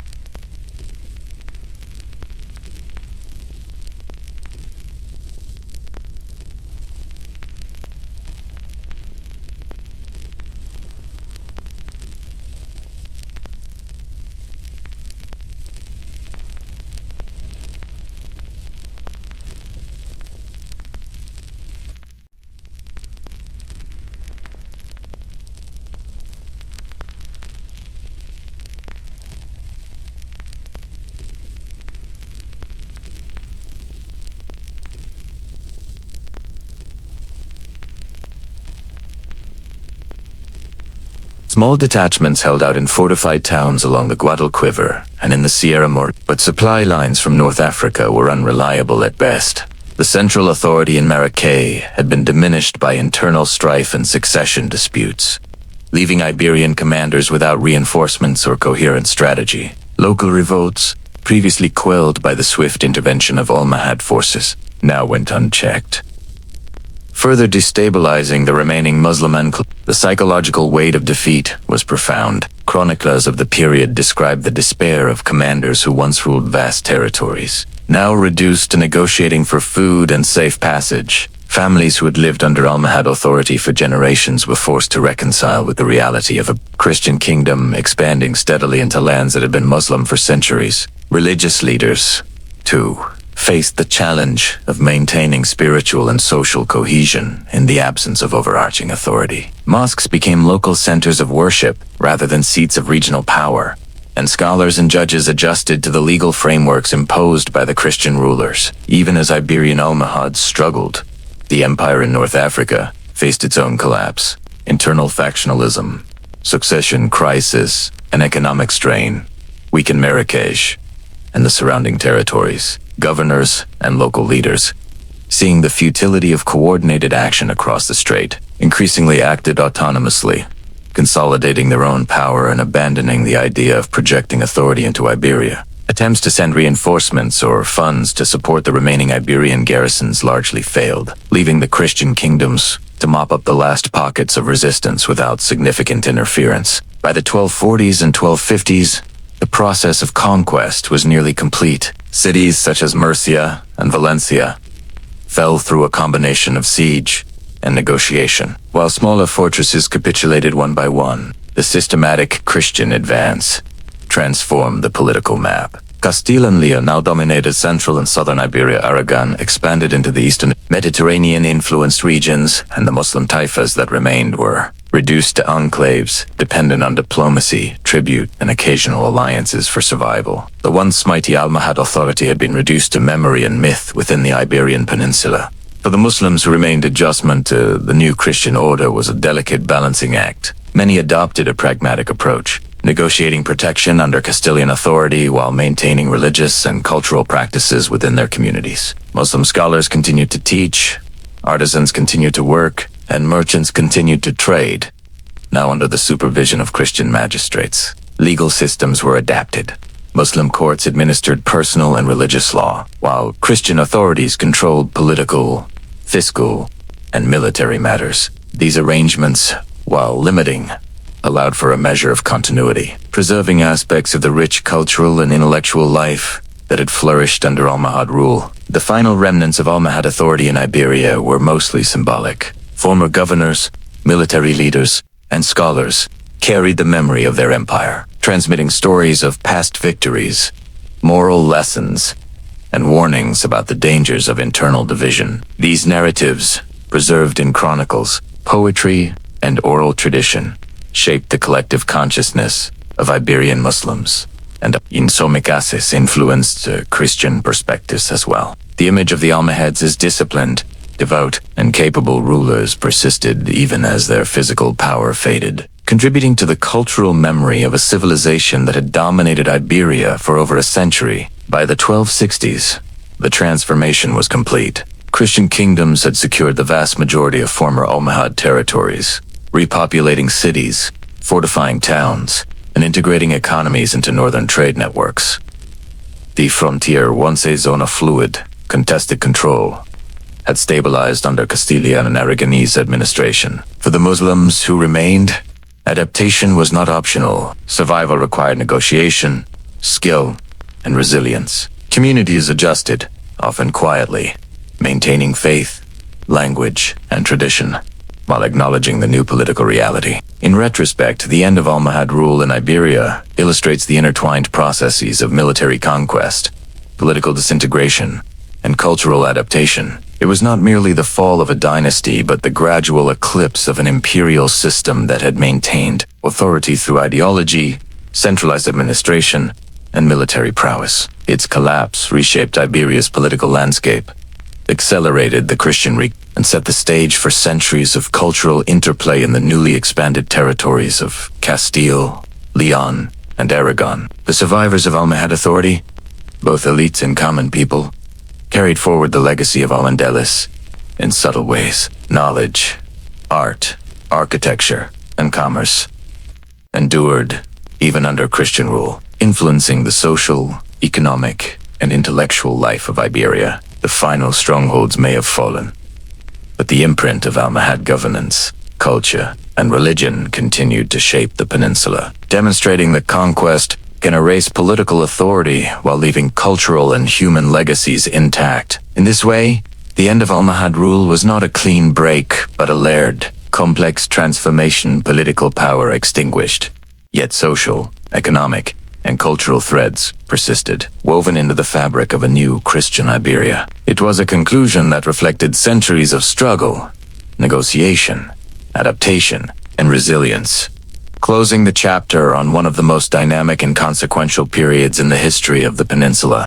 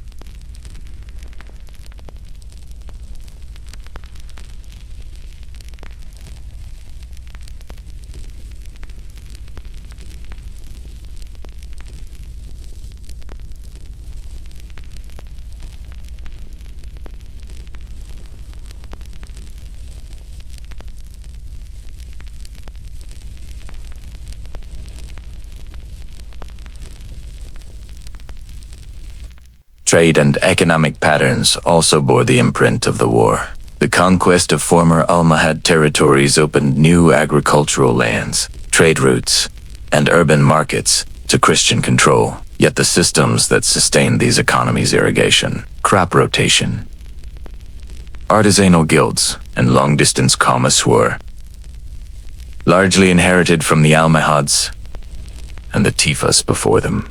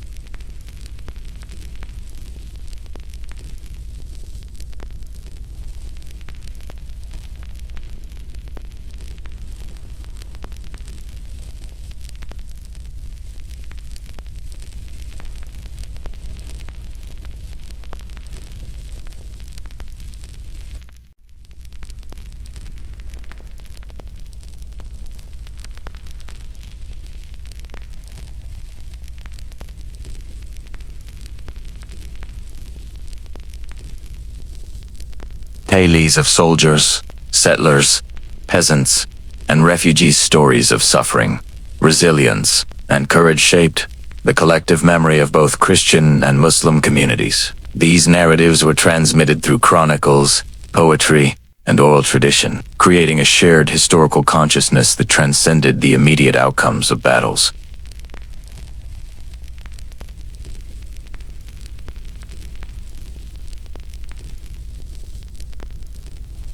The frontier became both a place of trauma and a crucible of identity, forging the patterns of life that would persist in southern Iberia long after the final Almohad citadels had fallen. Culturally, the blending of traditions produced enduring effects in art, literature, and philosophy. Architectural elements, arcas, courtyards, mosaics persisted in Christian constructions, creating a uniquely Iberian aesthetic. Manuscripts and translations preserved the knowledge of Muslim scholars, contributing to scientific and intellectual developments that would resonate throughout Europe. Music, poetry, and oral traditions absorbed influences from both Christian and Muslim worlds, reflecting centuries of contact and exchange. Even language bore traces of this history.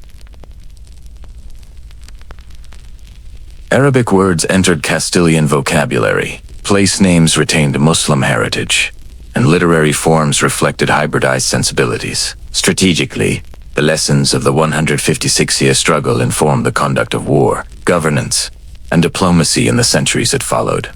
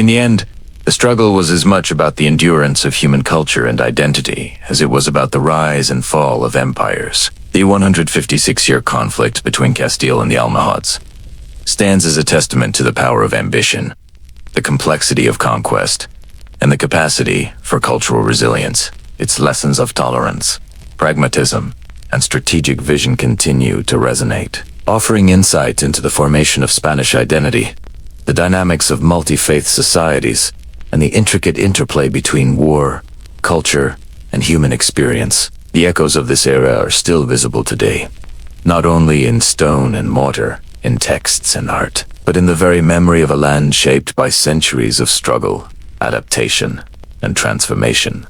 The 156-year struggle between Castile and the Almohad Caliphate was not merely a series of battles, sieges, and territorial conquests. It was a crucible in which faith, ambition, culture, and survival intertwined to shape two civilizations and the land they inhabited. From the fortified passes of the Sierra Morena to the bustling streets of Córdoba, from the whispered prayers in mountain monasteries to the chants of soldiers preparing for war, every aspect of life in Iberia during this era was touched directly or indirectly by the long shadow of conflict. It is a story of extremes, of human ingenuity and brutality, of devotion and pragmatism, of destruction and creation, and above all, of resilience. Faith was both a motivator and a framework for understanding the world. The Christian kingdoms of the north, particularly Castile, saw themselves as the inheritors of a divine mission. Crusading rhetoric infused military campaigns with spiritual purpose, turning battles into acts of religious significance and victories into evidence of divine favor. The papacy, too, reinforced this ideology, granting indulgences and moral authority to rulers who pursued the On the other side, the Almohads approached their rule with a strict reformist vision of Islam. Their emphasis on monotheism, moral rigor, and religious orthodoxy defined both governance and social life. From mosques to markets, from schools to courtly life, faith permeated every interaction, every decision, and every act of survival. The collision of these two worlds was inevitable. Two civilizations, each driven by profound conviction, encountering one another across contested terrain, challenging and reshaping one another in the process. Ambition fueled action. Christian rulers such as Alfonso VIII and Fernando III were not content with defensive campaigns or limited raids. They sought decisive victories, territorial expansion, and political consolidation. Their ambitions drove innovations in military strategy, fortification, and administration. Similarly, Almohad leaders like Abidi, Al-Mumin, Abu Yaqub Yusuf, and Al-Mansur pursued a vision of centralized power that stretched from North Africa into the Iberian Peninsula. Ambition manifested not only in kings and caliphs, but in nobles, military orders, and city leaders, each seeking influence, survival, or glory. This relentless drive of power shaped the rhythm of centuries. It dictated when armies marched, when cities were fortified, and when treaties were signed or broken. Ambition was inseparable from faith, strategy, and identity. It propelled societies into cycles of conquest and resistance, leaving behind a transformed Iberia. Culture, paradoxically, both fueled conflict and facilitated coexistence. The Andalusi cities, Córdoba, Seville, Ibiza, Jaén, were centers of intellectual achievement, artistry, and commerce. Long before Castilian conquest, Muslim scholars preserved and advanced knowledge in medicine, astronomy, philosophy, and law. Artisans produced exquisite ceramics, textiles, and metalwork. Markets thrived with trade across the Mediterranean. When Christian forces captured these cities, they did not obliterate this legacy. Instead, they absorbed it, repurposed it, and integrated it into a new societal order. Churches were built upon former mosques. Christian courts employed Muslim scribes and administrators. Architecture reflected a blend of Gothic structure and Andalusi aesthetics. The human capacity to adapt, to borrow, to merge traditions, ensured that culture survived, even amid upheaval. In many ways, The war created the conditions for a hybrid Iberian culture distinct, dynamic, and enduring. Survival defined the lives of ordinary people. Farmers, merchants, soldiers, and families lived on the razor's edge between conquest and collapse. For peasants along the Duero, the Guadalquivir, and the Sierra Morena, the rhythm of life was punctuated by raids, taxation, and the movement of armies. Families were often displaced, property destroyed, and livelihoods disrupted. Soldiers faced months in siege camps, exposure to disease, and the constant threat of death. Yet even amid danger, communities persisted. Refugee networks, negotiated truces, and local alliances enabled survival. Trade continued, markets reopened, and cities adapted to new rulers while maintaining aspects of their previous social structures. Human resilience, adaptability, courage, and pragmatism was as crucial as military might in shaping the outcome of these centuries of conflict. The physical and political landscape of Iberia was irrevocably transformed. Christian territories expanded steadily southward, incorporating fertile valleys, strategic passes, and urban centers once under Almohad control. Fortified towns became administrative hubs. Trade networks shifted, and previously fluid frontiers hardened into clearly defined borders. The collapse of Almohad authority in North Africa and Iberia created a vacuum filled by independent tifas, Christian consolidation, and new patterns of governance. These shifts influenced not only the Iberian Peninsula but also the broader Mediterranean, as the balance of power in trade, diplomacy, and military alliances adjusted to the disappearance of a once dominant Muslim empire. Yet alongside transformation came continuity. The imprint of Almohad and broader Andalusi civilization persisted in architecture, language, and daily life. Grand mosques, water channels, palaces, and city grids survived as tangible reminders of a sophisticated society. Arabic terms entered Castilian vernacular, reflecting the deep integration of cultural influence. Culinary traditions, textile patterns, and craft techniques endured, providing a subtle but lasting testament to the shared history of conquest and coexistence.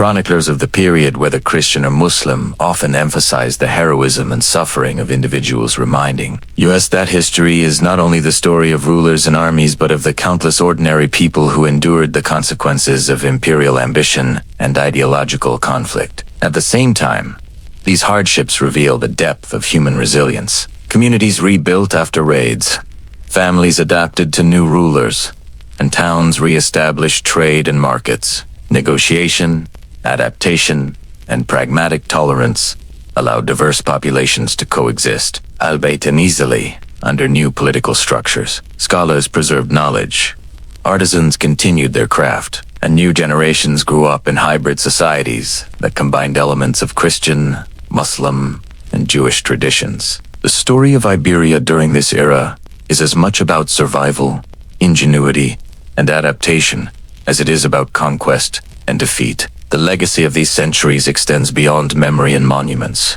It shaped the trajectory of the emerging Spanish state, influencing governance, law, military strategy, and cultural identity. The Reconquista, accelerated by Castilian ambition and Almohad decline, set precedents for centralized authority, urban planning, and integration of diverse populations. It created a society in which religious and cultural plurality was managed through pragmatic structures, a dynamic that would inform Spanish politics and society for generations. Perhaps most poignantly, the conflict left a narrative imprint that continues to inform Iberian identity. Chronicles, poems, and legends preserve the memory of heroic deeds, moral choices, and pivotal battles. Figures such as Fernando III, Alfonso VIII, and Al-Mansur remain symbols of leadership, strategy, and devotion. Yet these stories are also tempered by the experiences of ordinary people, the refugees, artisans, soldiers,